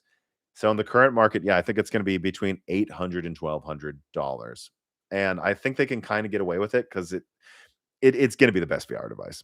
So I think they're going to go away with it. It's very different than the Steam Deck. I'll save this next tipped question for when we get to the bubble stuff. But let me finish out the CPU questions now. Phantom 1256 writes in and says, "Hey, Tom," let me write this down as a timestamp as well. Unified core. Wow, my handwriting is bad when I'm writing quickly. Hey, Tom, with your recent leaks showing Intel's shift towards a unified core in the future with Thunderhawk, it feels like the original E-core strategy was just a stopgap on desktop because Intel wasn't able to get down to more advanced process nodes during the Alder and Raptor Lake eras. Any thoughts? Thanks. No, that's not true. It's not like a dumb idea. Like, could they have done this? But I just happen to actually know that they thought E-cores were all the rage. Like, that's just what it was. They thought, and by the way, they didn't know they'd be stuck on 10 nanometer that long. they didn't. I mean, you could say with Alder Lake, right? Because that came after Cannon Lake, which basically didn't exist, and then Ice Lake, which was good but had bad yields, and then Tiger Lake, which actually had good yields. Was I think Tiger Lake is actually an underrated product. I think it was pretty good. Um, you could say that by then they knew 10 nanometer would have issues with Alder Lake, but not really. I mean, I leaked Alder Lake in 2019. That was like one of my first truly great big exclusive leaks. And I know some people knew about it, I think a year before that. So like you're talking about something, and things usually take 5 years to make, or like at least three. Yeah. So you're talking about a decision that would have been made like 2018 around Ice Lake. And I guess you could say, whatever, but I don't think so. I think they just saw E-cores and thought they'd be cool. And ultimately, I think they worked out pretty well for Alder Lake. I do. I just think they got the wrong message. Like when they made Alder Lake have 8 big cores and 8 little cores, they're like, "Ooh, Alder Lake's really cool. Look at Win Cinebench." And then they thought, "Well, we need to keep doing that. So we're going to do 8 P cores and 16 little cores that breaks the ring bus and makes Raptor Lake unstable." What they should have just done is moved to like 10 plus 12, or honestly, just 12 plus 8. Like you don't need 16 more little cores. They should have gone to 12 P cores and 8 little cores for background tasks and efficiency. Because as much as you can brag about Cinebench, most people are running rendering on their GPU, and like, come on, what are we doing? So I think that they just made the wrong decision. And it's clear that, oh God, guys, if you go back and look at some of my old leaks from 2020, especially 2021 is when I had a lot of exclusive Intel stuff. 2021 through 23, I had really stellar Intel sources. They still have some really good ones, but like that was when I was all about leaking stuff 5 years in advance. It kind of seems like a waste of time to me now because no one cares until it's a year or two away. But that's why I tend to not do that as often, although I did do a Zen 9 leak. So look at me being a hypocrite. But if you go back and look at what Intel's plans were in the distant future back then, I happen to know of like versions of like what would it have been, Razor or Nova Lake? Yeah, there were versions of like I think Beast Lake being considered that had like that's now canceled, that had like 48 little cores, and who knows, they still might do that, I've seen, but well, no, they won't because they're moving away. The 40 would be C cores in the future, but so no, they were considering crazy stuff. They were considering like 16P plus 48 E cores and stuff, and I know they're still kind of doing this craziness with 32 cores with Nova Lake, but my point is, no. If it was just a Band-Aid, I think they would have stopped.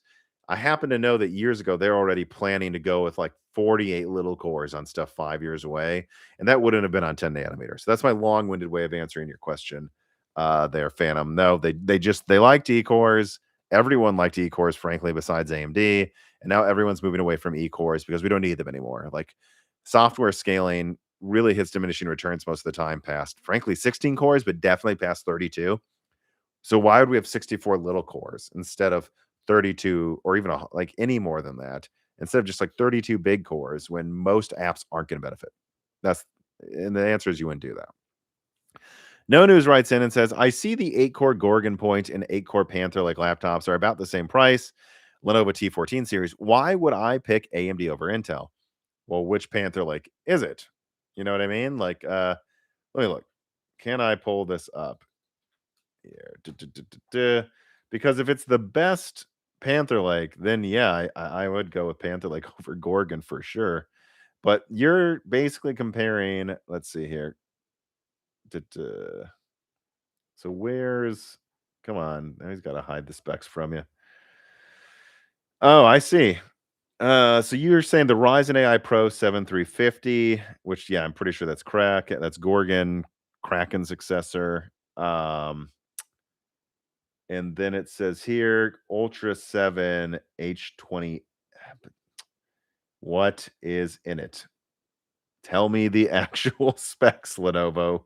Don't just say Ultra 7. That can mean absolutely anything.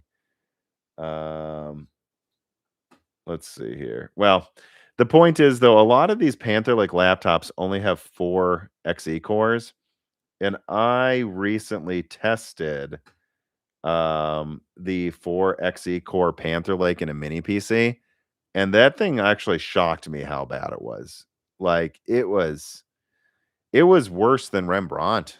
like Zen, like last gen. Like it was, and so the reason you would go with a 8-core Gorgon over an 8-core Panther is only if it's the 4XE and you're going to use this for even light gaming. Even if it's just light gaming, I think the 4XE Panther Lake is basically unusable.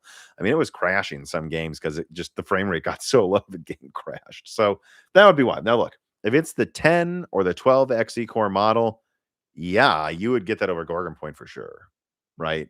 And I would suggest if that's the case, there's either a sweetheart deal here with Lenovo and Intel on this one, or Intel's selling these things for very little profit margins. Like that's what that means, honestly. Arian writes in, and Adrian, not Arian, Adrian writes in and says, "Are Zen 6 CPUs going to have enough memory bandwidth to allow 4 GDDR5 chips?" I don't know what you mean by that because it's going to use DDR5, LPDDR5X, or LPDDR6. But he says it's limited to 2 at 6,000. He must mean DDR5. 2 max at 6,000. Any improvements on this handicap? So look, I don't know specifics about the memory controller of Zen 6 besides that it's better. But I would suggest that the answer is it will run faster RAM. And I can't confirm more than that. And I don't want to overpromise anything, but it's a brand new memory controller. Zen 5 uses the same one as Zen 4. That's why it's more or less limited to like DDR5 6400, maybe if you're lucky 7200. And Zen 6s will be faster. That's all I can tell you.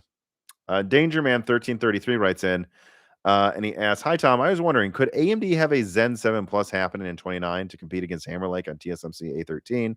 If the 8 is 1 nanometer in late 2030, I think AMD may do Zen 7 Plus to counter Hammer Lake. Then again, they didn't do a Zen 3 Plus against Alder Lake. No, they did on laptop, and they did have briefly a plan to launch Zen 3 Plus. Actually, I believe on AM5 as an early AM5 launch. And probably it probably depends on what TSMC's roadmap is.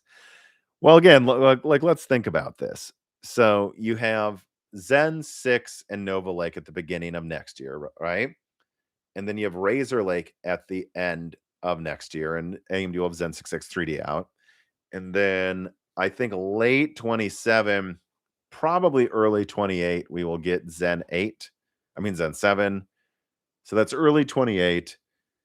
I mean, yeah, I guess there's room for a Zen 7 Plus at the end of the tunnel there in 2029, and then 2030 is AM6, but I haven't seen anything mention Zen 7 Plus on a roadmap. Now, this is one of those things that they might be able to do it quickly. You know, for example, some of my early Zen 6 APU leaks, I was listing things like I literally said in some leaks, that's why I did a new one today to clean it all up. I said, I'm not sure what Medusa Point uses for its graphics. I see some docs saying RDNA 4, but then others are like saying RDNA 3.5 plus, which doesn't mean it's 3.5 plus. It means it's better than 3.5. And I was like, I don't know what they're really doing. And it wasn't until recently that RDNA 4M started to pop up. So if it's a minor or in between architecture sort of thing, that's something that doesn't necessarily need to pop up on roadmaps 5 years before it comes out. It might just pop up 1 or 2 years. Raptor Lake. I mean, Raptor Lake popped up on roadmaps, I believe, a year and like 4 months before it launched or something. Maybe a year and a half or 2 years. Like it was like, and that's because they came up with Raptor Lake, which is really just Alder Lake Plus, if we're being honest. Alder Lake Plus with instability. They came up with that, you know, right before they were launching, like half a year before they were launching Alder Lake. And so if there's a Zen 7 Plus, I guess it's plausible, but I don't think they really need it. And we won't really know if that's going to exist probably for another year or so. Because remember, AM5 is going to have supported Zen 4, Zen 5, Zen 6, and Zen 7. I don't know that they need another gen on the same thing. The only reason they would do it, in my opinion, is if Zen 7 Plus truly did get like, you know, to 7.5 gigahertz or something, like it's a node shrink. It clocks a few hundred megahertz faster. It has 5% higher IPC or something. And then they actually do double stack Vcache because they get it working effectively enough that it's worth it. They're like, okay, well, this new generation comes with Vcache on most models. Some of them have double stacked Vcache. They run at 7.5 gigahertz, you know, something crazy like that. Like, like then you could and really what it would hinge on is they think DDR6 is too expensive. Like we can't launch Zen 8 yet, man, on desktop. It's too expensive that no one's gonna buy DDR6. That would be the reason for Zen 7, but Zen 7 Plus. But up until now, I haven't seen anything that suggests it. But again, it's fun to throw out funny or random ideas. Dylan M writes and says, "Hi Tom, with Nvidia and Qualcomm going exclusively with ARM for their APUs out of necessity. Yep, no x86 license. Let me put a new timestamp here. I haven't done that for a while.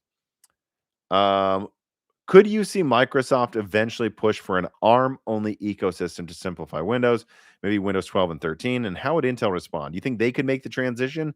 Also, do you think Nvidia could do what Qualcomm couldn't and fix Windows on ARM? Well, too early to say. We'll see. Windows ARM push. So no, I don't think so. Sorry, I just made my mic peak. I don't think so. I don't think they're going to make an all ARM Windows. I guess you could just say Windows ARM and it would just be a different OS, basically the same OS, but it strips out legacy features and just runs ARM.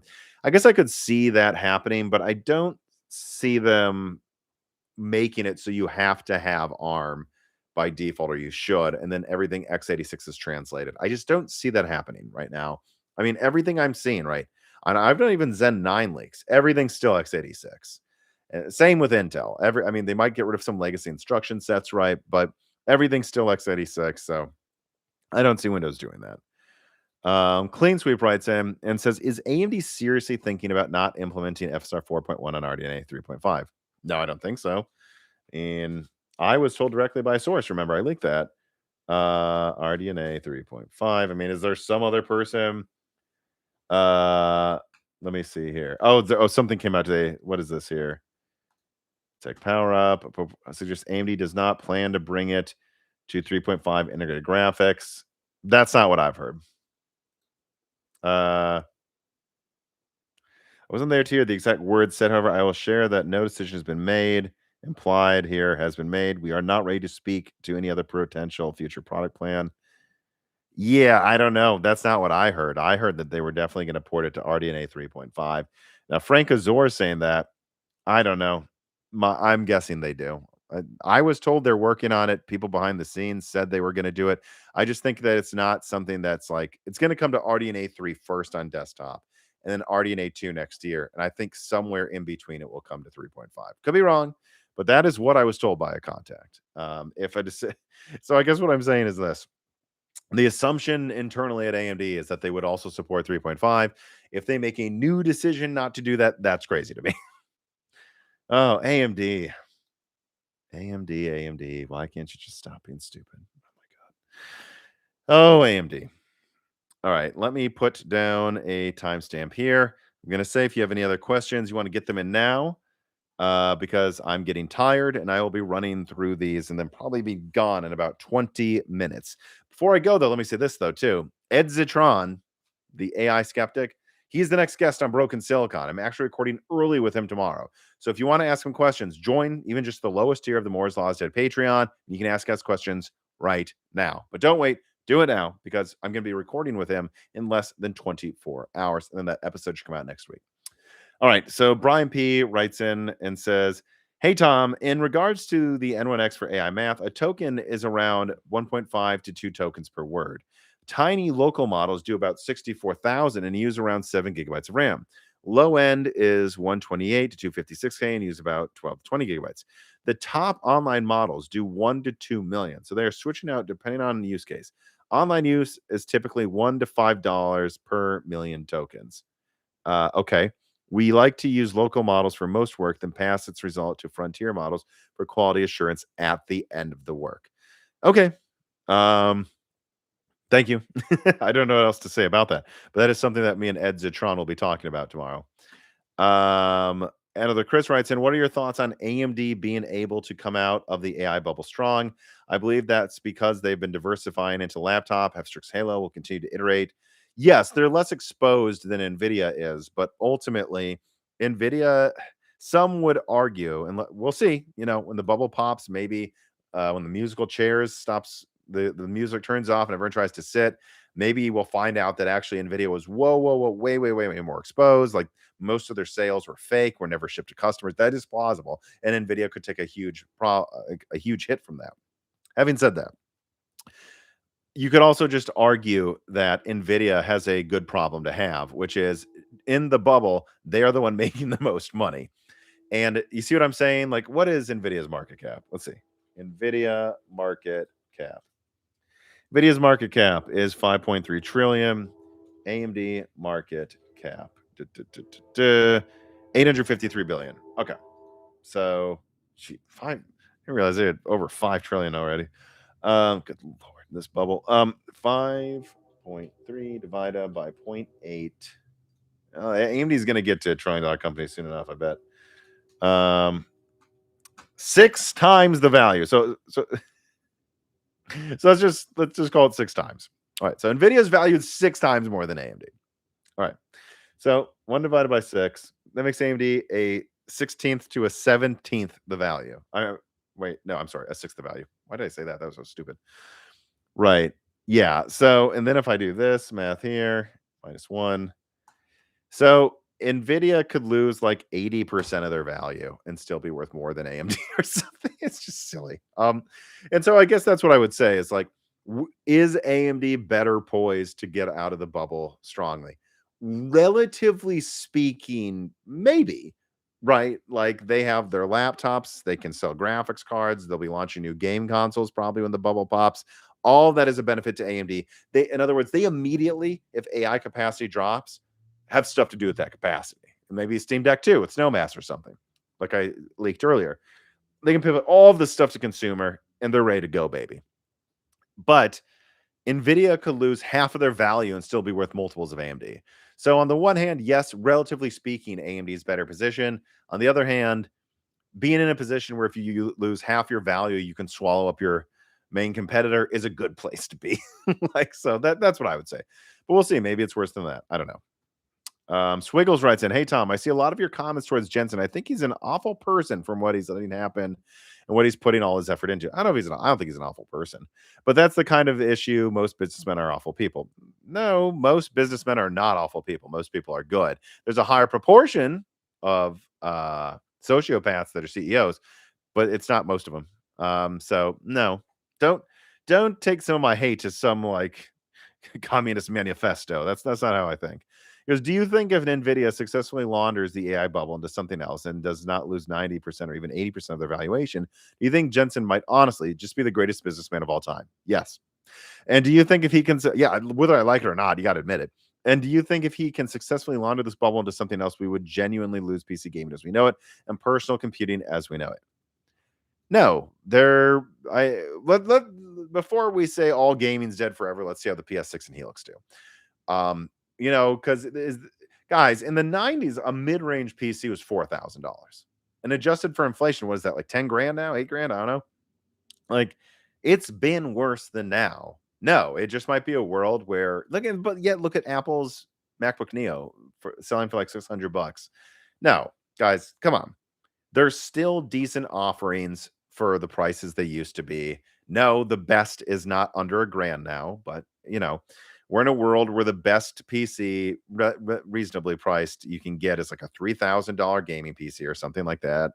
And the mid range is 1,500 and low end is 750. I know it used to be 400, 800, and 1,200. I know.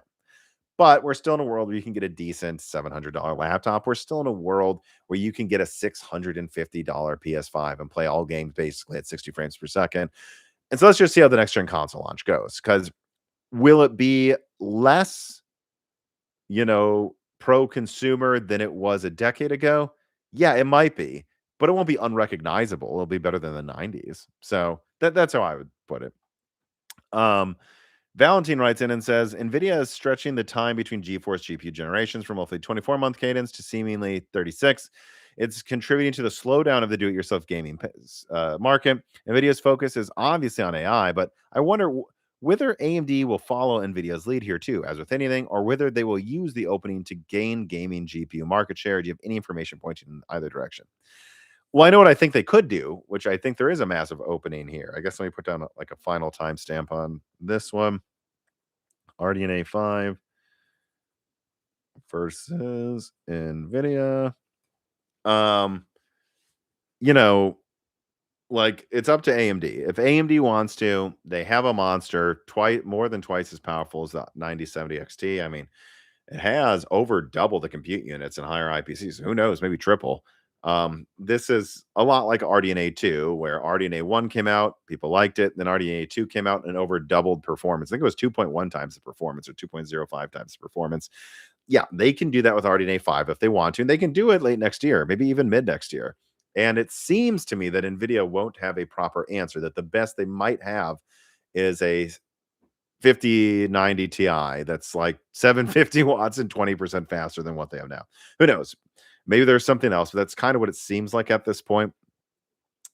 But it's up to AMD to do it. And it's up to AMD to have the supply and be like, and I only think AMD goes really hard if they see the bubble popping.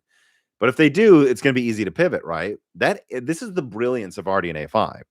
That AT0 chip can be used for giant data center GPUs, or it can be used for a $2,000 5090 Ti destroyer if they want it to be.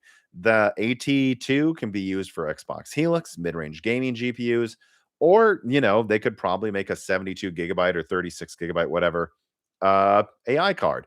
Same with the low end.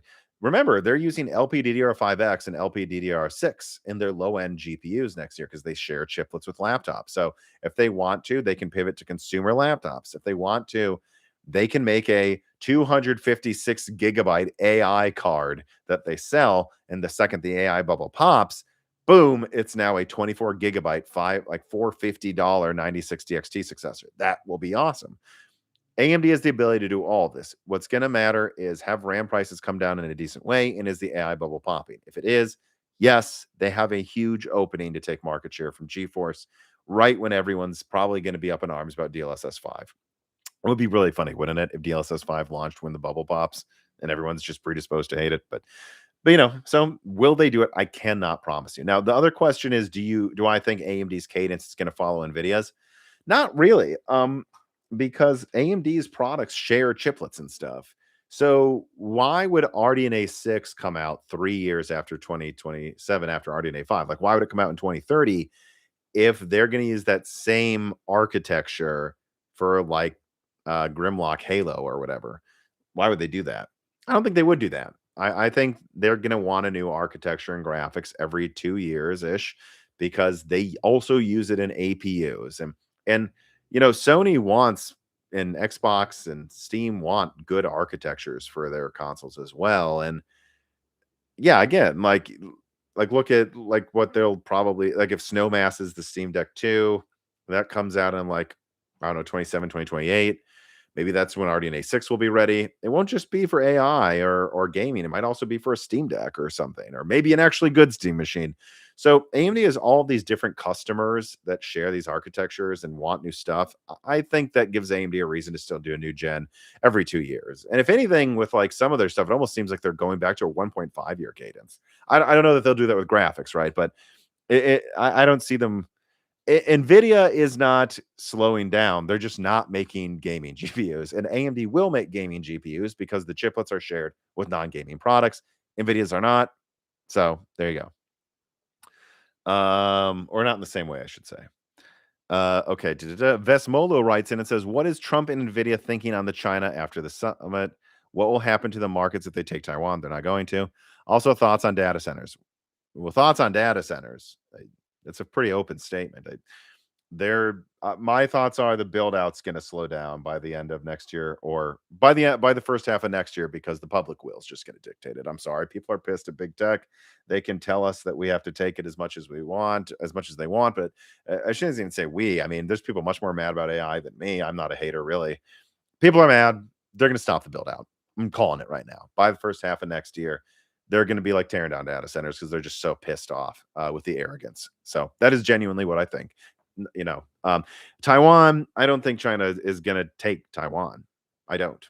I think you look at what's happened with a lot of recent conflicts and you go, oh, this isn't that easy. And oh, our weapons don't work as well as we thought they did. So we'll see what they do. But at this point, I more and more think like they could attack it. They're not going to take it. It'd be a disaster. So I don't think it'd be the next Ukraine where they just completely destroy themselves trying to take something they thought would be easy. I don't think so. Um, And then was Trump and Nvidia thinking? Well, Nvidia's thinking they want to make money, so that's why Nvidia wants to sell GPUs to China, and Trump probably made this deal so that I don't know, G didn't do something to him because he's in a quagmire in Iran and he needed to win, and so I think there was some deal made with Xi Jinping where they allowed sales to Nvidia, or at least that's what Trump thinks. But Nvidia is stopping sales. I mean, China is stopping sales of a lot of Nvidia chips to their own country. So my suspicion is that Jensen wanted money, talked to Trump, got Trump to be okay with this, and then they miscalculated that Xi Jinping might just not care. That's what's going on there. So a lot to unpack there at that question, but that's my thoughts. Thank you for the tip.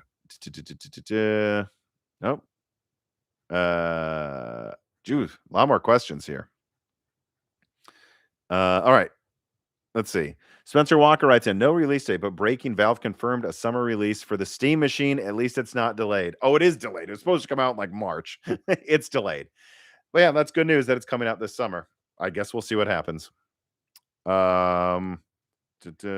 Steam machine confirmed.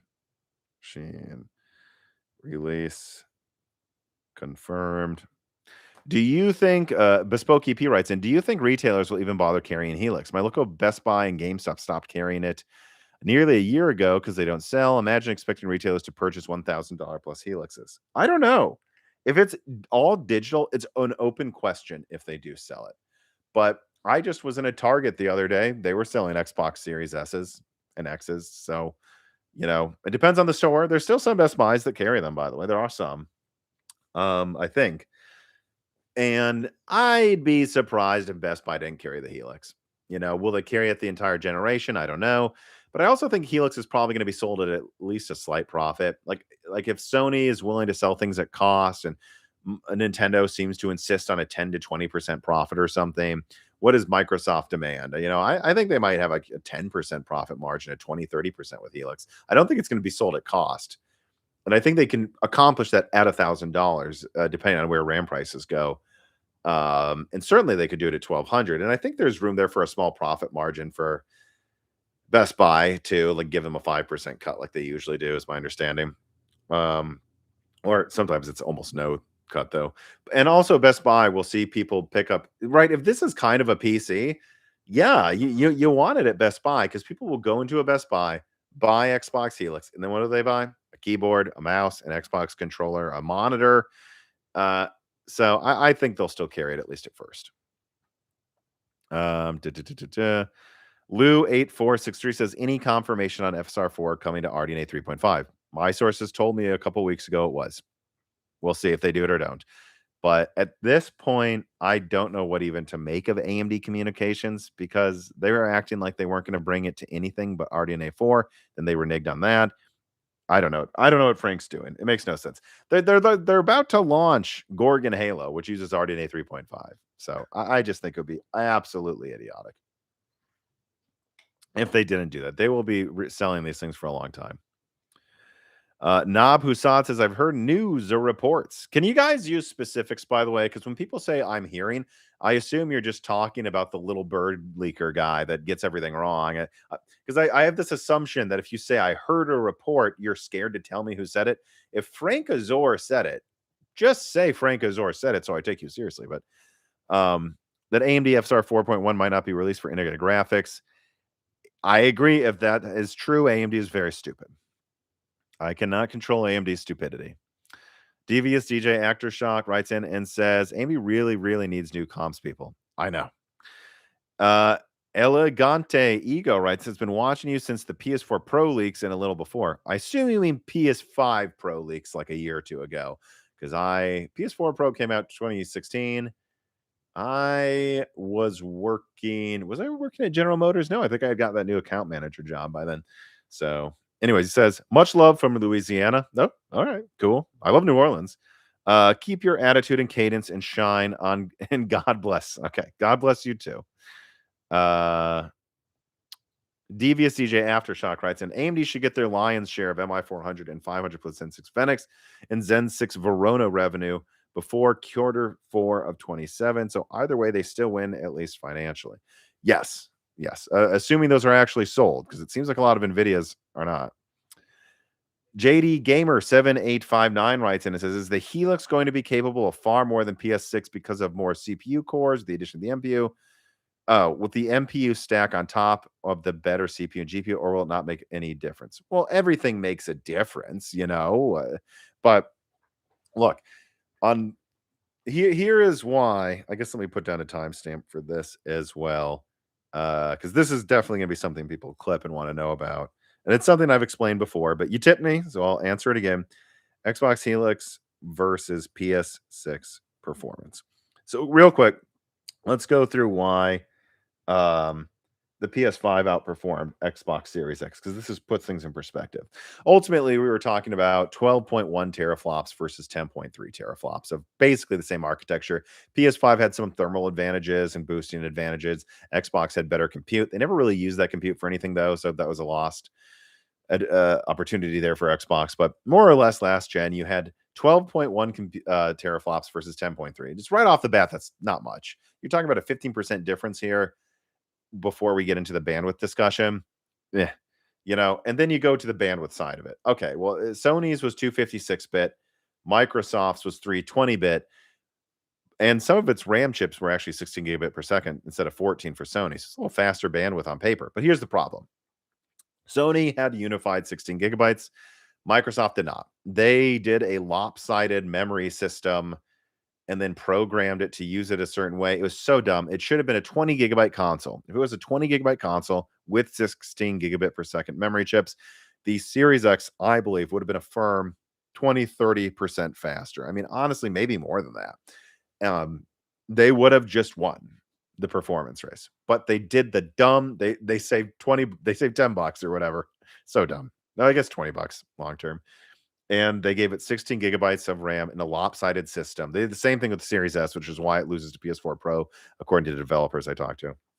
And on top of that, Sony also had like 2-3 times the performance in IO controllers, and that takes stress off of the CPU. That's why there's a lot of games where the PlayStation 5 holds minimum frame rates better. I'm not talking about the Digital Foundry thing where like they're both getting 60 hertz and you get a brief dip to 58. That doesn't matter. I'm talking about there are some games like I believe the Devil May Cry 4 or something on PS5 or whatever launched around then. I don't know if it was 5. And like you would have areas where like the Xbox would drop to 90 frames or Sony keeps it at 120 and 120 hertz mode. That is the IO controllers at work. And so ultimately Sony won. Microsoft kneecapped the bandwidth. Was so dumb with their lopsided design. They could have just given it 20 gigabytes of unified memory. They didn't. That I was told by a developer that net on yet the PS5 basically actually ended up having in real world usage the same bandwidth as the Series X, if not honestly maybe slightly better. And in compute, I mean, it's 15% difference. And it was easier to leverage the PlayStation 5's performance. It was more streamlined design where you didn't have to optimize as much. And so ultimately Sony won. But you see what I'm saying there? And we had to go through all that just to get to like Sony barely won. Some games Xbox runs better, some PlayStation 5 runs better. Most of the time they're the same. But you'd say Sony on average wins, right? You'd say Sony runs games better than Series X probably 4 out of 3 times, 4 out of 10 times. 3 out of 10 times Xbox wins. 3 out of 10 times they're the same. So very slight win. They're pretty much similar, despite the PlayStation using the cheaper design. Okay, so that was that. Well, now let's talk about the difference now. Well, now we're talking about 70 versus 54 compute units. Is what I believe it will be. Maybe 52 if they disable a couple. So that's a 30% difference. Okay. Well, that's a bigger teraflops difference, right, than last gen. That's notable. But we don't know the clock speeds. Maybe the Xbox Helix runs at 2.5 gigahertz and the PS6 runs at 3 gigahertz. And then it's pretty much a wash. Maybe it's the other way around, though. Maybe Sony's to save on cooling, because I know it's a 160 watt design. Maybe Sony's is 2.5 gigahertz. Microsoft's is 3. In that scenario, Microsoft actually has a substantial win in compute on that end of it. All right. And then you go to the bandwidth side. It's actually smaller this time around. Before, remember, it was 320-bit theoretically. It really ended up being weaker than that. But in really optimized games, it could kind of perform like a 320-bit versus 256-bit. Now it's going to be 192-bit versus 160-bit in the PS6. That is a 20% difference. Hello, 320 divided by 256 last gen. was a 25% difference. But then let's account for the fact that it used faster RAM in the Xbox Series X. You get to about on paper, if you perfectly optimize it, which you rarely could do. Um, the Series X had 43% more bandwidth. Next gen, they're gonna maybe have 20%. Again, I don't know final RAM speed though. Maybe Sony cheaps out on the GDR7 speeds. All I can tell you without knowing the clocks is that the bandwidth difference is smaller than last time and the compute difference is a little larger. Net on net, it's kind of similar to last gen. And so for me, that sounds like one of them is meant for 4K 144 and one of them's made for 4K 60, right? Like that's kind of that 20% boost to make it so on a less optimized operating system, a little less. It's not quite Windows, but that's what that's going to get you. And then you go into the CPUs. Okay, well, Microsoft's going to have 3 Zen 6 cores and up to, we don't know if we'll disable any of them, 7 Zen 6C cores. And then Sony's just going to have 8 Zen 6C and 2 Zen 6 low power. So it's 11 versus 10 cores, assuming they don't disable any of them. But it could be just 10 versus 10 and Sony's are slower. I don't think it matters. You know, we have found that with the optimized OS, programming to the metal, the IO controllers relieving some of the tasks on the CPU, Digital Foundry's shown this, NX Gamer's shown this. The CPU and the PS5 in real world usage, after you account for programming to the metal and the IO controllers, seems to perform actually kind of like Zen 3. Like I remember NX Gamer specifically in what was it? Kingdom Come Deliverance 2, I believe was one of the games that he was, because you can turn on some settings on PlayStation, like unlock the frame rate. He was finding in some areas it was outperforming a 5600X, outperforming. So, like maybe like Zen 3 plus performance is what you kind of got out of the PS5 in some scenarios, not all. So, I think programming to the metal, it doesn't really matter. Like, 8, 4 to 5 gigahertz Zen 6 cores instead of what I presume will be 6 gigahertz to 6.5 gigahertz, a few cores in the Helix. I don't think that's going to be what holds back your frame rate at 120 frames a second. You're still talking about something now that's going to be what? Zen 2 to 3 to 4 to 5 to 6, 4 architectures better. And it'll probably be clocked a little faster. I'm sorry. I think it's enough. Now it makes sense that Helix would want some classic Zen 6 cores, not use all C cores that are clocked lower because it's a PC. So it's not always as optimized as the PlayStation. You want those fast cores to hit 144 hertz and less optimized in a less optimized PC centric environment. It all makes sense to me. But does that make sense why I don't think it'll be a big difference? Digital Foundry agrees with me. Like why I don't think it'll be a huge difference between the PS6 and Helix.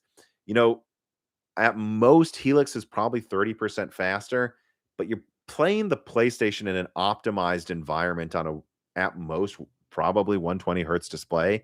So I don't see this as a scenario where like the devs are like, oh, we're going to make this 60 frames per second on Helix. It's going to be 40 on PlayStation. That's never going to happen. Like a difference of maybe like 10 to 30% is like they turn down one setting you might not notice, or like, or they just turn PSSR up a little bit more, which still is going to look pretty great next gen. So that's why they're just different devices. Helix has to play all these other games on PC, and it really should have the faster cores to do that. But that's never going to be the bottleneck on PS6. Its GPU will be faster, probably about 30% faster. And who knows, though, could end up 50% or 60 if they clock it a lot faster. But even then, the PlayStation 6 will be more optimized to the metal. I don't see most games it being crazy. It's just going to be like on Helix, it runs at a more stable high frame rate, probably like 144 instead of 120. Maybe it has a 240 hertz mode. The PlayStation doesn't, but you have to turn down the resolution. And like maybe they can like crank up the sharpness a little, but it's not going to be played on a TV as often, So there you go. That's the difference. Uh, It's Nowsy writes in and says, "Will next gen consoles support an ultra wide format?" I bet Xbox does, but I kind of doubt PlayStation does. That kind of introduces a bunch of stuff that I doubt PlayStation does, but I wouldn't be surprised if Helix does. We'll see.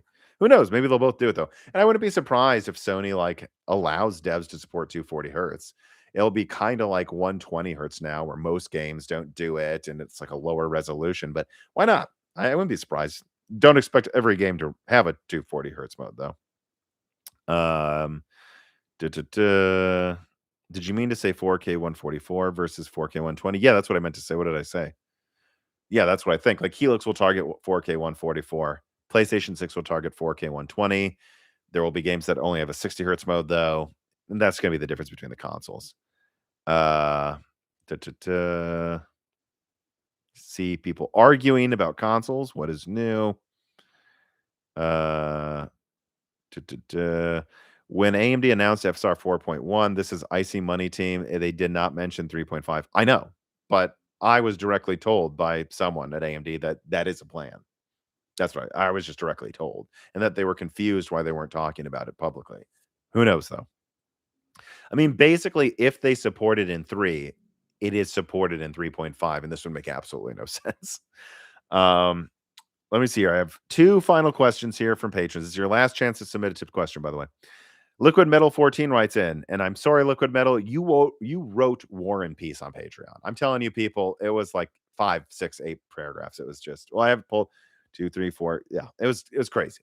So I did use Gemini Pro to summarize your question like you wrote it in a shorter way. This was Gemini's summary of your question.